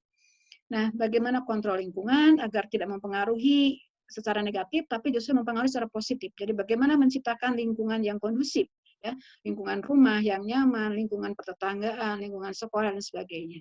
Dan terus sampai ke bawah, Bapak Ibu, ya, inilah yang akan mengawal tentang indikator output bahkan outcome dari pendidikan anak usia dini, ya. Pendidikan seseorang bukan hanya anak usia dini sebetulnya, ya. Apakah itu akhlak, karakter, ataukah dalam hal perkembangan mental, intelektual, spiritual, moral, sosial, emosi yang harus dimiliki oleh setiap orang, ya, dan ada prestasinya gitu ya. Demikian juga dengan perkembangan kepribadian yang positif dari mulai trust sampai integritas. Jadi ini adalah amanah yang diberikan ya, amanah yang kita terima, amanah yang kita ambil ketika sepasang suami istri, ketika sepasang laki-laki dan perempuan yang kemudian telah mengikatkan diri dan membangun keluarga, itu siap untuk menjalani peran fungsi tugasnya sebagai orang tua, gitu ya, sebagai suami istri, untuk kemudian menghasilkan output outcome yang tepat, yang sesuai yang diharapkan untuk individunya beradab, kemudian keluarganya berketahanan, membangun masyarakat madani, dan kemudian akhirnya membuat bangsa yang beradab, ya, peradaban Indonesia yang maju dan sebagainya. Jadi kata kuncinya adalah ada di level keluarga ini. Di level keluarga ini diperlukan banyak pengetahuan, keterampilan yang ternyata seringkali masih disepelekan. Jadi masih banyak orang yang menikah, berkeluarga, tapi sebetulnya mungkin seperti orang yang berenang tapi nggak bisa berenang gitu ya, hanya mencari dan sebagainya. Itu menjadi tugas kita bersama untuk kemudian menginternalisasikan ya keterampilan hidup kepada para keluarga agar mengemban tugas-tugas yang mulia ya, menghasilkan seseorang yang beradab, memiliki perkembangan mental yang baik, intelektual yang baik, spiritual yang baik, ya, dan seterusnya. Nah, contoh-contoh kenapa kita harus detail, kenapa harus tuntas, ya, kenapa harus konsisten persisten. Kalau gambaran ini, bagaimana mekanisme rinci atau detail keluarga dalam membangun adab anak, ya, supaya jujur, amanah, ya. Anak yang mengatakan I can do it, punya percaya diri, punya motivasi, ya. Jadi kita paling kesal kalau lihat anak itu diem aja, harus didorong-dorong gitu ya. Jangankan anak, saya apalagi kalau udah dewasa gitu ya, inisiatifnya rendah ya, harus nunggu dikasih instruksi, nunggu ditanya dulu baru bergerak. Aduh, sedih banget gitu ya. Nah, jadi persoalan sekarang kualitas manusia itu adalah persoalan tentang ini nih, tentang adab-adab, tentang karakter, tentang akhlak yang mendasar ini. Jadi multiple intelligence seperti yang dicontohkan oleh di slide ini. Jadi kelemahan dari keluarga ya yang tidak mendidik, tidak mengajarkan tentang multiple intelligence seperti yang tertera di sini ya, percaya diri, motivasi, akhirnya akan berdampak terhadap kualitas dia di saat dewasa. Jadi saya sudah 32 tahun jadi dosen, ya. Jadi Bapak Ibu, saya sudah 32 tahun jadi dosen sejak tahun 87, ya. 88, resminya 88, tapi saya masuk 87 sampai sekarang, bayangkan. Jadi sudah 32 tahun. Makin ke sini makin terasa persoalan ini. Jadi mahasiswa yang kemudian menunggu, ya, kurang inisiatif dan sebagainya. Jadi pembimbingan itu lebih lelah dalam hal attitude, dalam hal adab, dalam hal karakter dibandingkan dengan persoalan-persoalan substansinya. Ya. Jadi kenapa? Karena ada persoalan di keluarga yang tidak menghasilkan seseorang yang harusnya sudah tuntas sejak dia remaja dulu. Gitu ya. Jadi sekarang ini banyak orang yang kemudian usianya sudah balik tapi belum akil. Ya. Jadi kalau balik gampang, gitu. Kalau menstruasi, kalau laki-laki sudah mimpi basah, tapi kan akilnya kapan? Jangankan mungkin pada saat usia balik tersebut, bahkan orang yang 25 tahun pun belum tentu sudah akil, gitu ya. Kalau misalnya untuk kepentingannya aja dia masih nunggu arahan, nunggu perintah, nunggu ditanya, itu belum akil. Jadi kadang-kadang saya suka nyindir juga mahasiswa S3 saya gitu. Jangan-jangan dari Anda pun kalau misalnya proposal aja masih dikejar-kejar oleh dosen, Anda belum akil itu namanya. Jadi belum boleh nikah itu, ya. Jadi hanya orang yang akil balik yang boleh nikah gitu. Kalau belum akil ya jangan nikah. Karena apa? Bagaimana bisa berkeluarga? Bagaimana bisa berkomitmen mengemban amanah yang begitu luar biasa di dalam keluarga itu, ya, bertanggung jawab kalau dia belum akil gitu. Nah, jadi hal-hal yang sederhana inilah harus dikawal sejak dini di keluarga, ya, ketekunan, menjadi teamwork, punya pertimbangan yang baik, punya problem solving yang baik, ya, dan ini adalah tugas kita bersama nih, para keluarga, para guru PAUD, ya, pendidik semuanya lah, ya. Kita semuanya juga sebetulnya adalah pendidik begitu, ya. Bapak Ibu, saya akan jelaskan semua. Saya intinya adalah bagaimana mentransmisikan, ya, menginternalisasikan nilai-nilai kepada seseorang agar memiliki adab-adab yang baik. Ya. Ini contohnya puisi Iqbal nih, ya. Saya suka sekali dengan puisi Iqbal. Nah, kalau anak-anak kita ngerti tentang apa itu di balik puisi ini, gitu ya, insya Allah gitu. Nah, jadi bagaimana mencintai anak tanpa prasyarat itu diterapkan di dalam keluarga untuk mengawal anak-anak yang beradab, mengasuh dengan hati, menemukan kearifan anak, ya. Tantangan-tantangan yang ditemukan itu adalah tantangan yang harus dianggap sebagai tantangan yang menyenangkan. Jadi jangan dianggap sebagai sesuatu beban, tapi bagaimana tantangan itu dianggap sebagai hal yang menyenangkan untuk kita kemudian menang, ya, kita berhasil melewati tantangan itu. Jadi kesulitan ngajarin sesuatu, ya, ketidaksabaran, anaknya rewel, anaknya nolak dan sebagainya. Karena anak ini kan ada yang anak yang mudah, ada anak yang sulit. Anak itu dilahirkan dalam kondisi dua, mudah atau sulit. Nah, jadi anak yang mudah, anak yang memang cenderung menyenangkan, ya, menyenangkan orang banyak, kemudian mempermudah di dalam proses internalisasi. Anak itu kemudian diterima oleh lingkungannya, dipuji, anak tersebut kemudian mendapatkan pujian, menjadi lebih senang, dan sebagainya, menjadi lebih berkembang. Tapi ketika anak itu sulit, cenderung menolak ini itu, mungkin karena status gizinya kurang baik, dan sebagainya. Nah, ini menjadi tantangan yang menyenangkan. Kalau orang tua, kalau guru-guru itu mengalah kepada anak dalam kondisi yang anak seperti itu, maka disitulah takdir. Takdir itu, ya, artinya gini, destiny, takdir seseorang itu selain takdir yang memang sudah dijelaskan oleh Allah, ya, ada sudah tertulis dalam Lauhul Mahfuz takdir seseorang, ada takdir-takdir yang lain yang sebetulnya diakibatkan dari usaha. Nah, orang tua dan guru itu sangat menentukan takdir anak. Jadi contohnya ketika anak yang sulit dan anak itu mengalah, menyerah, membiarkan, ya sudahlah, maka dia tidak memperoleh stimulasi yang baik. Akibatnya, dia tidak akan berkembang secara optimal. Beda dengan anak yang mudah. Nah, disitulah sebetulnya kadang-kadang dalam satu keluarga ada anak yang dilahirkan mudah, ada yang dilahirkan dalam kondisi yang temperamennya yang sulit, ya, temperamennya yang disebut mudah dan sulit itu. Jadi tidak boleh menyerah supaya semua anak punya kesempatan untuk maju dan berkembang secara baik. Justru kepada anak yang relatif punya temperamen yang sulit, orang tua harus menunjukkan perhatian yang lebih besar agar anak itu kemudian bisa mengendalikan, bisa mengontrol, bisa keluar dari kesulitannya, kemudian menjadi anak yang menyenangkan, anak yang berkembang dengan baik, sehingga kemudian dia akan diterima oleh lingkungannya, dia akan berkembang dengan baik, dipilihkan lingkungan yang baik untuk anak tersebut. Nah, seringkali yang kita temukan adalah anak-anak yang orang tua yang menyerah terhadap anak yang seperti itu. Dikasih tahu nggak mau, ya sudah, ya udah anak semaunya gitu ya. Nah, Bapak Ibu, ini beberapa tips ya tentang bagaimana mengajarkan, mendidik, menginternalisasikan adab kepada anak. Banyak. Ini saya menjelaskan hal-hal yang lebih detail. Kalau tidak detail ya besar-besarnya aja. Ya gali temukan kearifan anak, pilih kata penuh makna. Tapi di dalamnya ada yang detail lagi. Bagaimana? Karena kita harus sekarang ini melihat secara detail. Detail, konsisten, persisten. Ya, jadi itu kata kunci mekanisme untuk bagaimana reinforcement itu berjalan, modeling itu berjalan, sehingga kemudian bagaimana outcome tadi yang diharapkan itu tercapai. Ya. Ini contohnya ya. Tantangan yang menyenangkan itu prinsip kemandirian anak. Orang tua perlu tahu mana caution, mana fears. Jadi kalau caution itu adalah kehati-hatian. Kalau fears itu takut. Kadang-kadang orang tua mengatakan, awas loh. Nah, awas itu menyebabkan anak takut. Tapi harusnya hati-hati. Ya. Jadi jangan menularkan rasa takut, tapi menularkan kehati-hatian. Tapi seringkali kata yang disampaikan salah. Awas loh. Awas gitu ya. Nah, padahal sebenarnya hati-hati ya. Nah, bedanya simpati dengan mengasihani. Aduh kasihan kamu, itu mengasihani, bukan simpati.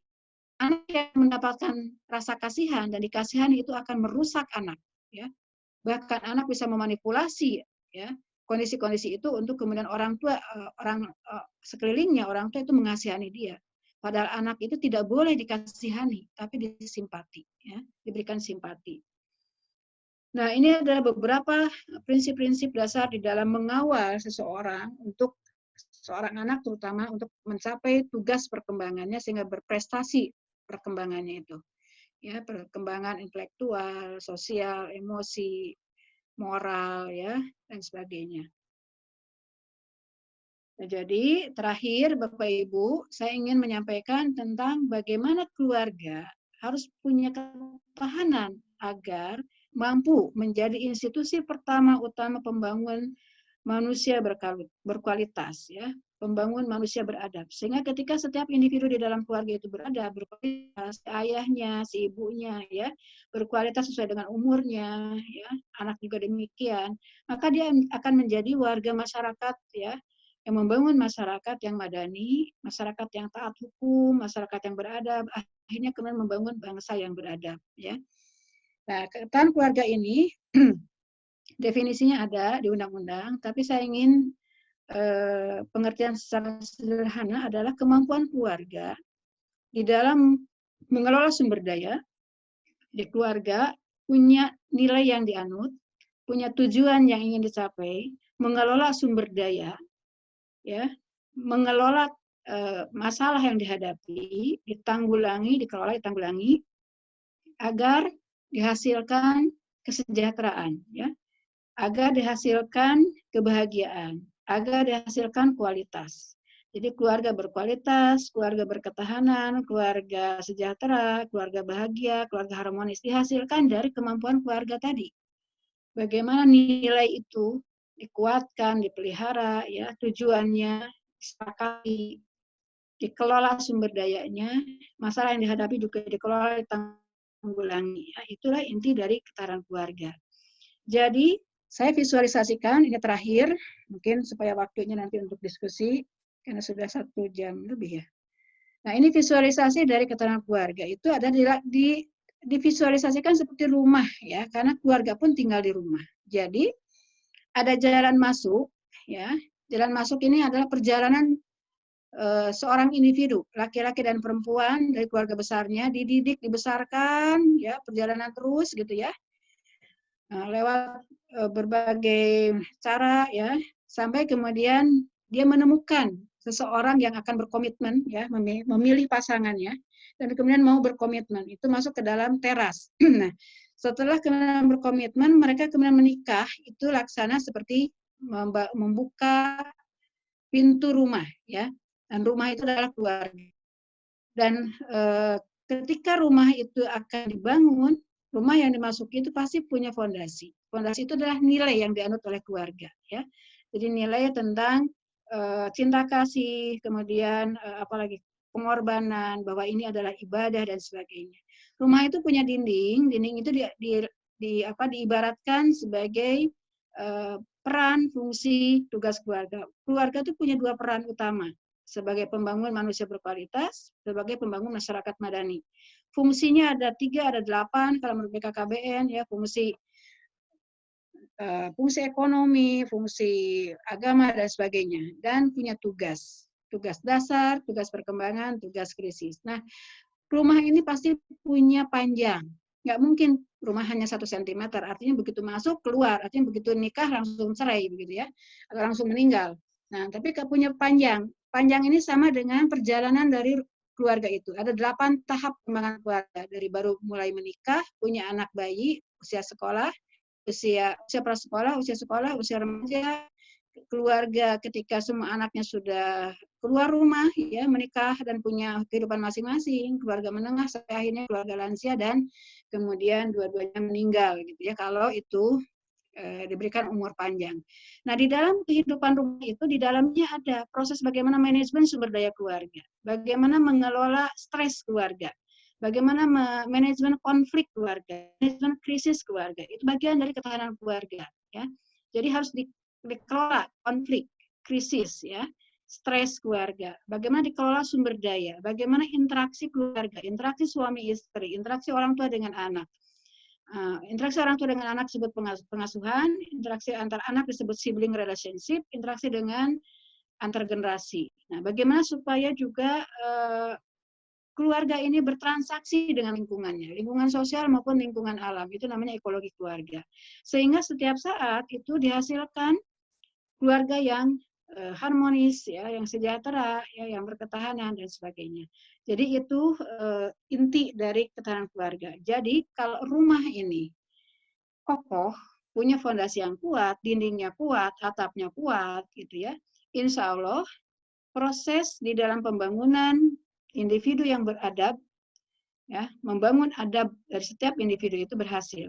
Dan kalau keluarga-keluarga itu seperti ini, maka masyarakatnya akan masyarakat madani, maka bangsa Indonesia ini akan punya peradaban yang baik. Dan ini semua dipengaruhi oleh kesiapan menikah, ya, diantaranya oleh usia menikah. Usia menikah hanya salah satu dari syarat kesiapan menikah. Kesiapan menikah yang lainnya adalah akil tadi, ya, akil balik, dan itu kan akil itu adalah kematangan intelektual, kematangan sosial, kematangan emosi, kematangan spiritual, ya, itu harus ditunjukkan oleh suatu indikator-indikator, kemudian barulah bisa dilihat bahwa mereka sudah punya kemampuan untuk bisa menikah, ya. Jadi ini sekilas tentang ketahanan keluarga. Kalau dibahas banyak sekali.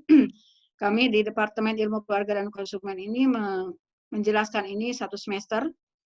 Belum lagi untuk yang family development ini 8 tahap keluarga ini 1 semester, ya.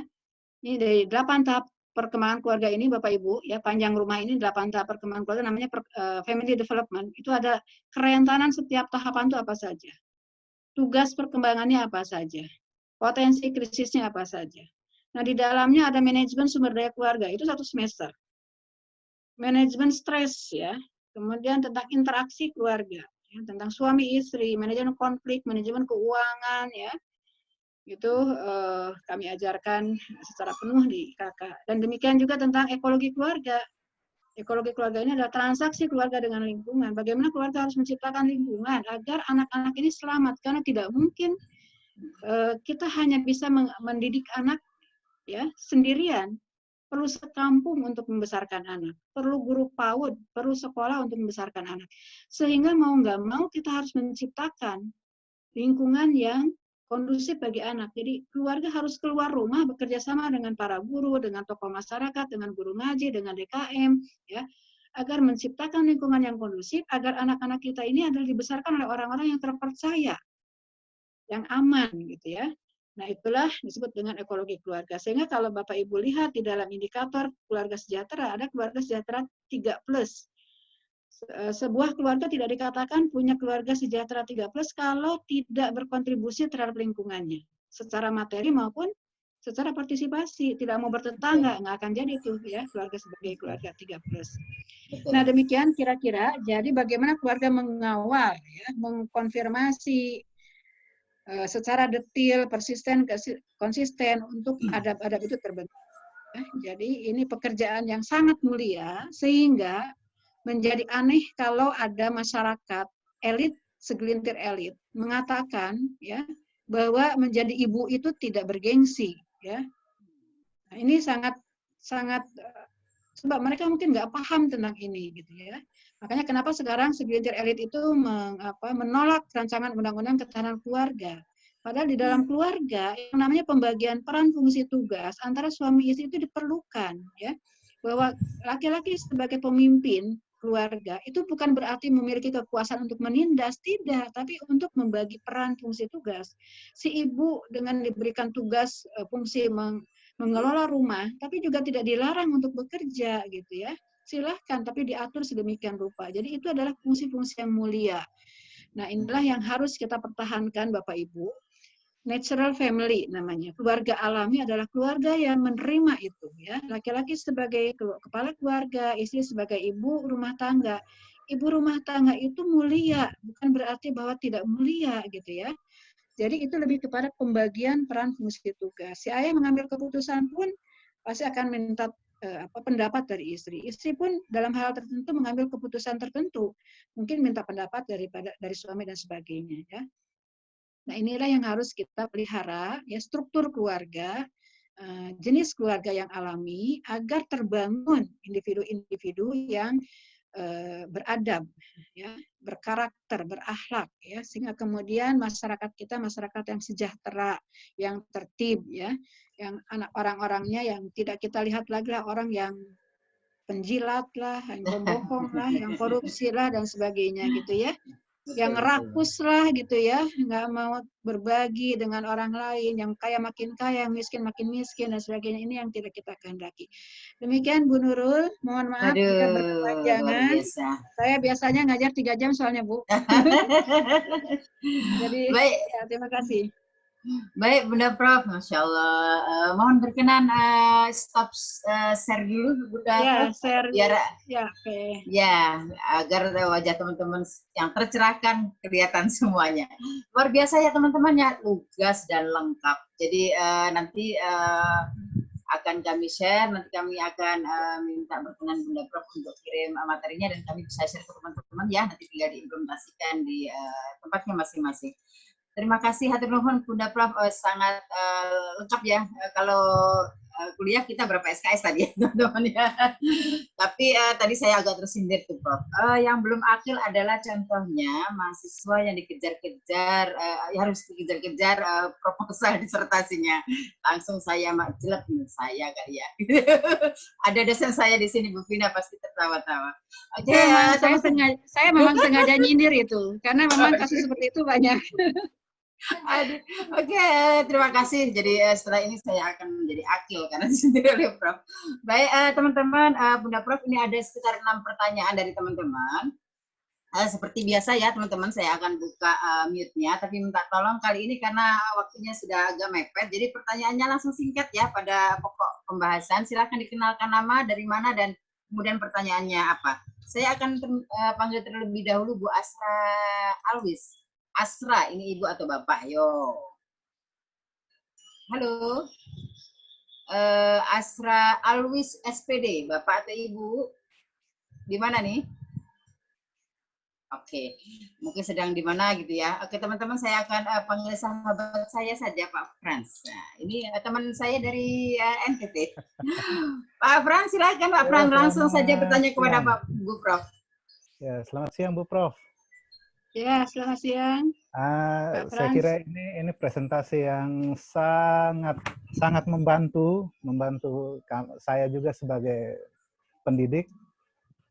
Saya langsung saja berkaitan dengan kurikulum yang ada sekarang. Kalau kita bicara tentang PAUD, apa yang Prof katakan berarti ini untuk jangka panjang. Nah, sekarang bagaimana dengan anak-anak yang sudah ada di tingkatan sekolah mulai dari SD, SMA, SMK, dan perguruan tinggi dalam hubungannya dengan implementasi nilai-nilai baik dalam keluarga ini di satuan pendidikan, yang mana tadi sempat Ibu katakan bahwa pendidik itu harus bisa mengatasi gap yang terjadi. Oke, siap. Kira itu Oke, saja. thank you ya Pak Frans ya. Pak Frans ini dari NTT Bunda Prof. Mangga Bunda Prof, mohon berkenan dijawab. Baik Pak Frans, terima kasih pertanyaannya. Jadi memang tantangan besar bagi pendidik di level manapun ya Pak ya.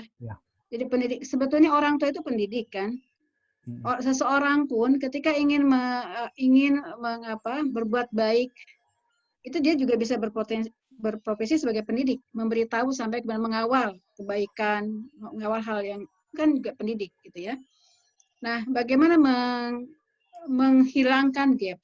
Ya, kadang-kadang kalau dibilang menghilangkan tuh agak pesimis juga lah, tapi misalnya mereduksi sampai menurunkan sampai selisihnya sedikit lah gitu ya. Yaitu adalah tadi bagaimana mekanisme selective reception, selective exposure, selective retention-nya dimanipulasi agar sebanyak mungkin pesan kita itu diterima.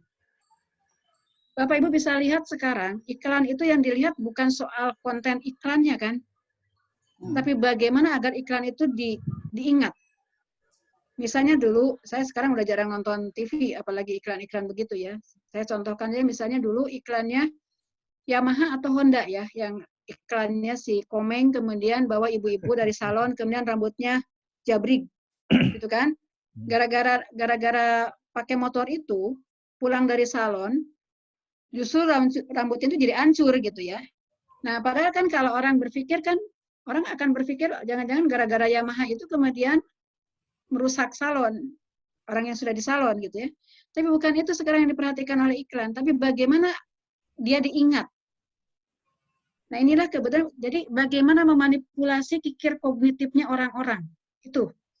Sekarang setiap orang punya 24 jam, tidur sekian jam, sisanya sekian jam.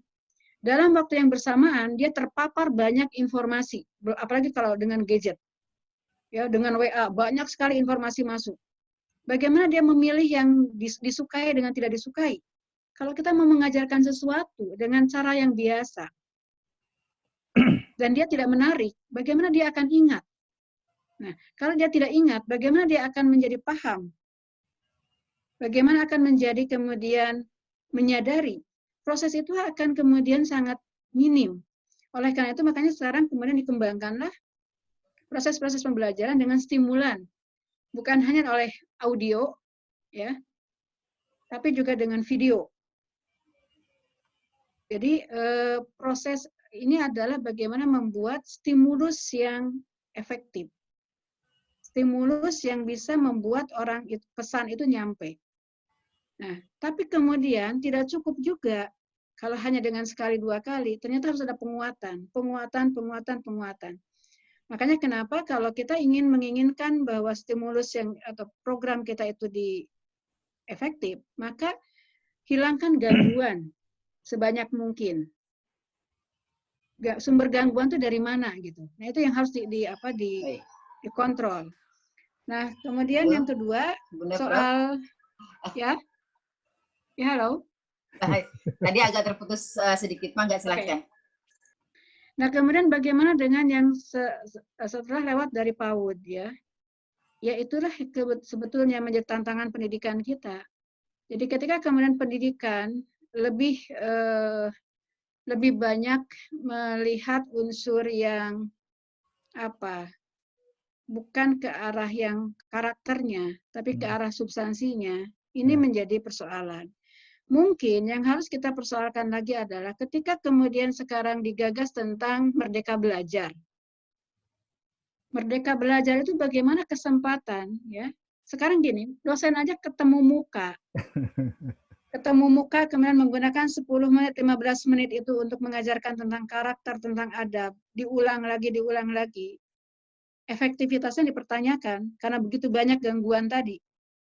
Nah, kalau misalnya merdeka belajar, anak itu disuruh mandiri, padahal dia juga belum akil, jauh dari akil.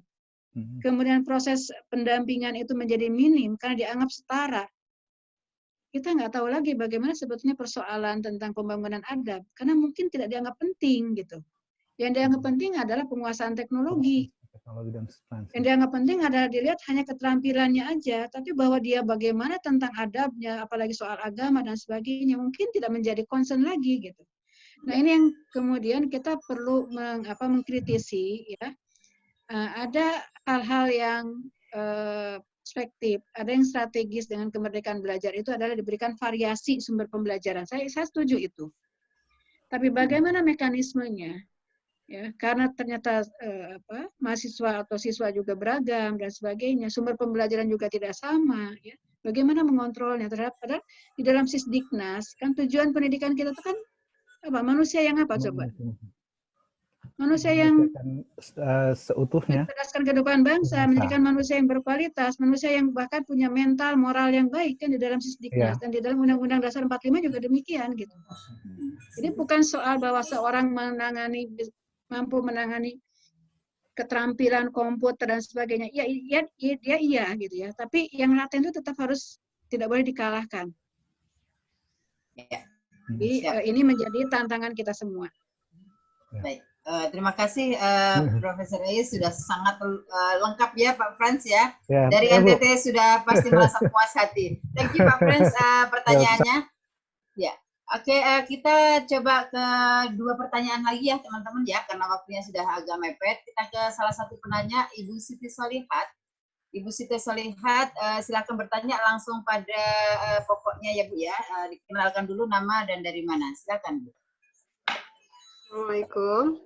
Waalaikumsalam. Mana wajahnya? Maaf, nanti ya Bun. Oh, mangga. Ya udah, nggak apa-apa. Silakan bertanya langsung. Ini yang saya ingin tanyakan. Perkenalkan dulu ya. Saya dari Lebak, Banten. Ingin bertanya kepada Bunda. Terima kasih Bunda atas materinya. Yang ingin saya tanyakan, bagaimana menyikapi terhadap seseorang yang biasanya seseorang itu suka berbicara belak-belakan gitu ya. Kemudian biasanya kata-katanya itu suka menyakiti hati orang lain gitu. Ya. Baik, sudah cukup ya. Baik. Iya, cukup. Mangga. Makasih Bunda. Mangga Bunda Prof berkenan menjawab. Ya, biasanya kalau dia orangnya belak-belakan, juga ada 2 sebetulnya. Ada belak-belakan yang ingin mendominasi dan tidak menerima ketika orang lain belak-belakan. Tapi ada yang memang betul-betul kalau dia itu sifatnya begitu dan dia juga mentolerir ketika orang lain belak-belakan. Nah, kalau kita tujuannya adalah ingin memperbaiki, ingin menasihatinya, maka kenali yang mana dia.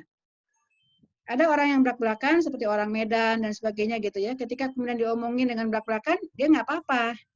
Tapi ada orang belak-belakan hanya berlaku untuk dia, tapi dia nggak mau orang lain belak-belakan. Nah, sehingga kita harus menggunakan cara yang berbeda. Jadi kalau yang pertama itu gampang saja ya. Kamu tahu nggak itu nyakitin gitu ya. Dia bakal sakit hati loh kalau begitu. Ya. Kalau kamu dibegitukan sakit hati nggak? Jangan-jangan dia bilang aku nggak sakit hati gitu ya. Masalahnya kan dia sendiri mungkin sensitivitas tentang itu bahwa menyakiti tidak dimiliki. Nah, oleh karena itu perlu dilihat ya, apakah memang orangnya itu tidak memiliki sensitivitas tentang itu. Nah, diberitahu lah ya. Kalau sampai misalnya diberitahu juga masih juga bandel, maka cara memberitahu bisa dengan berbagai cara. Bisa dengan omongan, bisa dengan sikap. Dijauhi sementara untuk misalnya pembelajaran. Sehingga dia bertanya, kenapa? Ketika kenapa, kemudian diberitahu. Akhirnya dia menjadi sadar. Jadi banyak variasi sebetulnya. Saya yang ingin sampaikan itu adalah variasi itu perlu diperhatikan mana yang cocok. Ya, kalaupun 1, 2 tidak cocok ya mungkin ada banyak cara juga untuk yang bisa jadi pilihan gitu ya. Artinya kalau niat kita memang adalah betul untuk mendidik ya, memperbaiki, maka insya Allah kita masih punya energi untuk memilih beberapa alternatif untuk memperbaiki dia. Dari yang paling sederhana langsung belak-belakan. Ya, kalau dia sampai sakit hati berarti salah gitu ya. Ya cari cara lain. Ya, intinya adalah kita sendiri harus siap untuk menghadapi situasi seperti itu. Tapi kalau niatnya baik, ya insya Allah sampaikan dulu bahwa niatnya, tujuannya apa disampaikan dulu. Sehingga dia bisa paham bahwa tujuannya bukan karena membenci. Ya. Mungkin itu Bu Siti Solihat. Baik, Bu Siti sudah ini ya cukup mengena ya, dan terima kasih ya Bunda Prof. Ini satu lagi ada yang bertanya, mungkin ini pertanyaan terakhir karena kita mendekati pukul 3, kepada siapa nih? Bu Toto Sri Mulyati. Nah, coba ini. Halo. Depannya saya ragu Toto Sri Mulyati, depannya Toto, belakangnya Sri Mulyati. Oke, Bu Toto Sri Mulyati bukan? Halo. Ya. Hai, nah wajahnya mana? Kalau yang sekarang jangan tidak ditunjukkan wajahnya. Cantik kan? Silakan Ibu, silakan. Yang tadi yang udah di chat ya Bun ya? Ya, silakan disampaikan. Ya, apa dan bagaimana media yang atau apa saja yang mendukung dalam keberhasilan tentang ketahanan peradaban di keluarga. Itu mungkin Bunda. Terima kasih. Baik, Bunda, ini pertanyaan terakhir, mohon berkenan dijawab. Ya, baik. Jadi intinya adalah bagaimana supaya keluarga itu berketahanan mungkin ya. Ya, Bu. Ya, apa yang dibutuhkan gitu Bunda. Ya. Pendukung Jadi daya dukung apa? pertama sebetulnya adalah keluarga berketahanan itu sangat dipengaruhi oleh kematangan individu dari suami istri. Ya, kematangan suami istri itu. Dan kematangan si suami istri itu dipengaruhi oleh kematangan pada saat dia sebelum menikah. Makanya kenapa persiapan pernikahan itu menjadi penting. Ya, persiapan pernikahan itu bukan hanya dilihat dari kesiapan seseorang punya materi, atau kesiapan perempuan udah bisa hamil gitu ya. Bukan hanya biologis aja, itu juga iya ya. Tapi yang lebih seringkali diabaikan adalah aspek-aspek yang non fisik, kematangan sosial, kematangan emosi, ya, kematangan spiritual, kematangan intelektual. Jadi untuk mengambil keputusan yang terbaik, untuk menganalisis sesuatu sehingga bagaimana mengambil keputusan yang terbaik. Bagaimana mengelola sumber daya yang terbatas untuk mencapai tujuan yang banyak. Bagaimana dengan gaji yang seperti ini tapi kebutuhan banyak. Mau pilih A, B, atau C, atau D. Itu akan sangat menentukan kebahagiaan keluarga. Nah, jadi ketahanan keluarga itu ketahanan fisik ekonomi, ketahanan sosial, ketahanan psikologis ya. Itu ditentukan oleh dari bagaimana keluarga mengelola sumber daya, bagaimana menangani masalah. Masalah itu artinya ada gap antara yang ingin dicapai dengan fakta. Ada gap antara keinginan dengan fakta, kebutuhan dengan fakta, ya. Nah, jadi gap itulah yang harus dikelola, ya. Makanya kenapa kalau misalnya keluarga miskin itu kenapa kesejahteraan psikologisnya tinggi? Walau makan dengan garam, makan dengan kerupuk di tengah kebun gitu ya, kalau orang Sunda bilang, alhamdulillah saya merasa puas dengan makanan yang saya makan. Sejahtera secara psikologis, ya.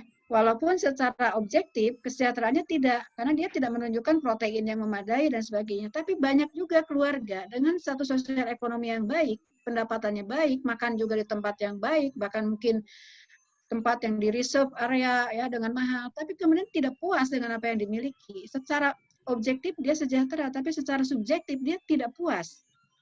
Nah, jadi kematangan inilah yang akan menentukan ya ketahanan sosial psikologis selain ketahanan ekonomi. Jadi harus setiap suami istri harus memiliki kematangan yang baik dan value yang kuat tentang keluarga. Kalau bagi Muslim, ya saya mungkin di sini mohon maaf kalau yang bukan Muslim juga masing-masing punya value sendiri gitu ya. Kalau misalnya pernikahan itu dianggap sebagai ibadah, dianggap sebagai setengahnya dari ibadah, ya, ibadah terlama, maka sebetulnya mengalami masalah apapun akan relatif mudah diselesaikan. Tapi sekarang banyak anak-anak muda yang menikah hanya gara-gara tidak cocok aja kemudian minta cerai. Dengan mudah minta cerai, ya, karena beda nilai yang dianutnya beda, gitu. Nah kemudian beda juga tentang kematangannya. Oleh karena itu kalau kita ingin punya keluarga yang berketahanan, maka kata kuncinya adalah kematangan dari pasangan suami istri. Nah setelah itulah baru kemudian keluarga besar. barulah kemudian keluarga itu di mana dia berada. Apakah di masyarakat yang juga mendukung, apakah atau bagaimana ya. Jadi harus menciptakan lingkungan yang kemudian memungkinkan keluarga itu tetap harmonis dan berketahanan. Jangan juga kemudian tinggal atau misalnya di wilayah atau di lingkungan yang kemudian ya yang namanya selingkuh itu biasa gitu ya. Kita hindarilah gitu lingkungan itu karena pasti akan menjadi toksik bagi kita. Kita harus pilih rumah yang kemudian rumah itu kemudian membuat kita juga memiliki tetangga-tetangga yang baik. Hindari kemudian beli rumah atau tinggal di tempat yang kemudian cuek dan sebagainya. Nah, ini adalah kita harus menciptakan lingkungan. Kita memilih lingkungan yang membuat keluarga itu semakin bertahan ya. Kalau ada saran-sarannya misalnya jangan punya nilai hidup materialistik ya. Karena ketika kita berada di lingkungan yang nilainya itu materialistik, maka kita akan punya beban yang kuat. Sehingga kemudian akan mendorong kerja, cari nafkah, kemudian kadang-kadang korupsi dan sebagainya, akhirnya juga keluarga juga terpuruk ya. Tapi ketika kita berada di lingkungan yang orang merasa cukup dengan apa yang dimiliki ya dan sebagainya, maka akan tenang keluarga itu. Jadi keluarga inti dan lingkungannya yang harus kita secara sadar kita pilih ya. Jadi kita harus memilih. Terima kasih. Baik, Prof, sudah 3 pertanyaan ya teman-teman ya. Sepertinya kita kurang puas, harusnya 3 jam 4 jam ya kita bersama dengan beliau. Karena mengasihkan, tidak terasa gitu ya, tidak terasa kemudian waktu sudah cepat berlalu. Bunda Prof, sebelum keyword sebagai kata-kata penutup nanti ada saran atau tips kepada teman-teman, ada satu persembahan cinta dari kita untuk Bunda Prof. Oh iya. Oke. Silakan Teh Desi. Halo, Assalamualaikum. Salam. Silakan Teh. Udah kedengeran ya suaranya. Ya, terima kasih kesempatannya Bunda Nurul, Bunda Prof ya. juga. Iya.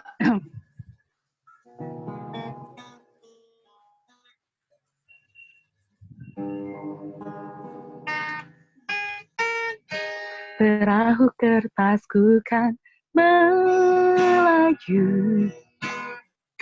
membawa surat cinta Kok tahu sih ini lagu kesukaan saya?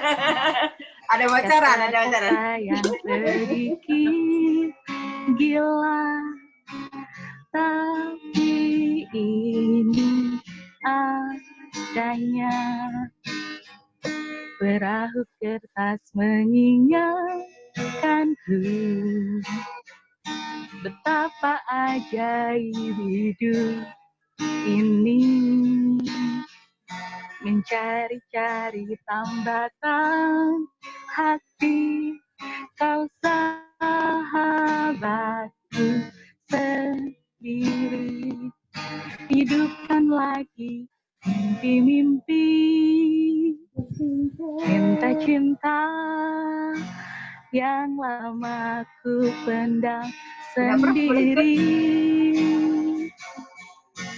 Berdua ku bisa percaya. Bunda Prof boleh ikut ya. Ku bahagia telah terlahir di dunia, dan kau ada di antara miliaran manusia, dan ku bisa dengan radarku menemukanmu. Oh.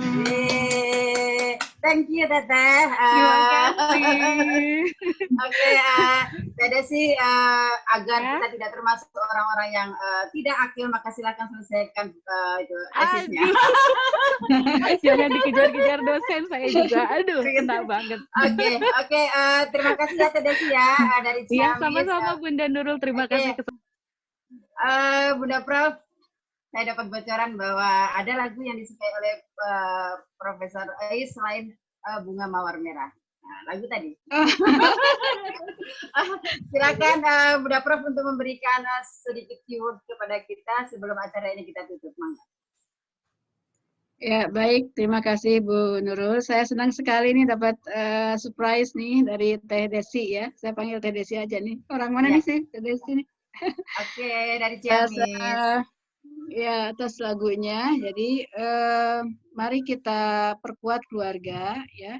Kita pertahankan keluarga, Bapak Ibu. Hari ini ada satu gerakan yang ingin mengubah keluarga Indonesia. Padahal dampaknya akan sangat luar biasa ya. Jadi mari kita pertahankan struktur keluarga alami yang punya landasan hukum, landasan filosofis, landasan sosiologis agar keluarga ini punya ketahanan ya dan kemudian bisa menjalankan peran, fungsi, tugas yang mulia yaitu menjadikan anggotanya sebagai anggota yang individu yang berkualitas, ya, berkarakter, berakhlak, beradab, sehingga akan terbangun masyarakat yang madani, masyarakat yang taat hukum, masyarakat yang sejahtera, dan akan terbangun Indonesia yang punya peradaban yang baik. Ya, itulah bentuk cinta kita kepada Indonesia NKRI. Demikian, mudah-mudahan yang concern terhadap PAUD ini punya peran yang sangat luar biasa. Oleh karena itu saya sangat senang bisa bertemu pada siang sore hari ini ya. Mudah-mudahan materi yang saya sampaikan bermanfaat. Nanti saya akan kirim materinya ke Bu Nurul ya, silakan digunakan. Dan jika ada kegiatan-kegiatan yang ini silakan untuk ikut serta ya, selama itu untuk mengasah kita bersama untuk sharing ya. Sehingga kemudian pengetahuan-pengetahuan baik itu akan tersebar di masyarakat. Itulah bagian dari peradaban itu sendiri. Demikian, terima kasih. Mohon maaf jika ada hal yang kurang berkenan. Assalamualaikum warahmatullahi wabarakatuh. Waalaikumsalam. Thank you, hatur nuhun, Bunda Prof. Luar biasa ya teman-teman ya. Sudah dapat materi, rekaman, kemudian dapat sertifikat. Jadi kelas hari ini adalah komplit pakai telur ya. Jadi ada beberapa orang yang kemudian kemarin saya sampaikan Bunda Prof ya. Jadi standar pelatihan kita adalah tidak ada sertifikatnya karena ini kita nggak ada yang danain, semua narasumbernya tidak berbayar, jadi termasuk Bunda Prof ICP luar biasa sangat ilmunya, terima kasih. Nah kemudian ada beberapa orang yang mendonasikan sedikit dananya untuk pengganti sertifikat hari ini dan kelas Pak Rudi hari Kamis. Jadi teman-teman yang masuk kemudian mengisi presensi nanti otomatis akan dikirim sertifikat lewat WA ya, lewat Japri masing-masing. Baik teman-teman, harus berpisah ya. Thank you so much. Terima kasih atas kebersamaannya. Jangan lupa seperti yang disampaikan oleh Bunda Ais tadi, jadilah kita orang yang bermakna, menjadi agent of change bagi orang-orang sekitar kita, sehingga kebaikan-kebaikan dan kebaikan selalu menjadi jalan untuk memudahkan kita semua. Dari Jawa Barat, saya mewakili teman-teman dari PAUD mengucapkan terima kasih yang sebanyak-banyaknya. Teh Desi, I love you so much. Suaranya oke, dan Bunda Prof sehat selalu ya Bunda. Thank you teman-teman. Assalamualaikum warahmatullahi wabarakatuh. Banyak lah mau ke Batur. Terima kasih Bunda Nurul. Oke. Om Iim. Iya, langsung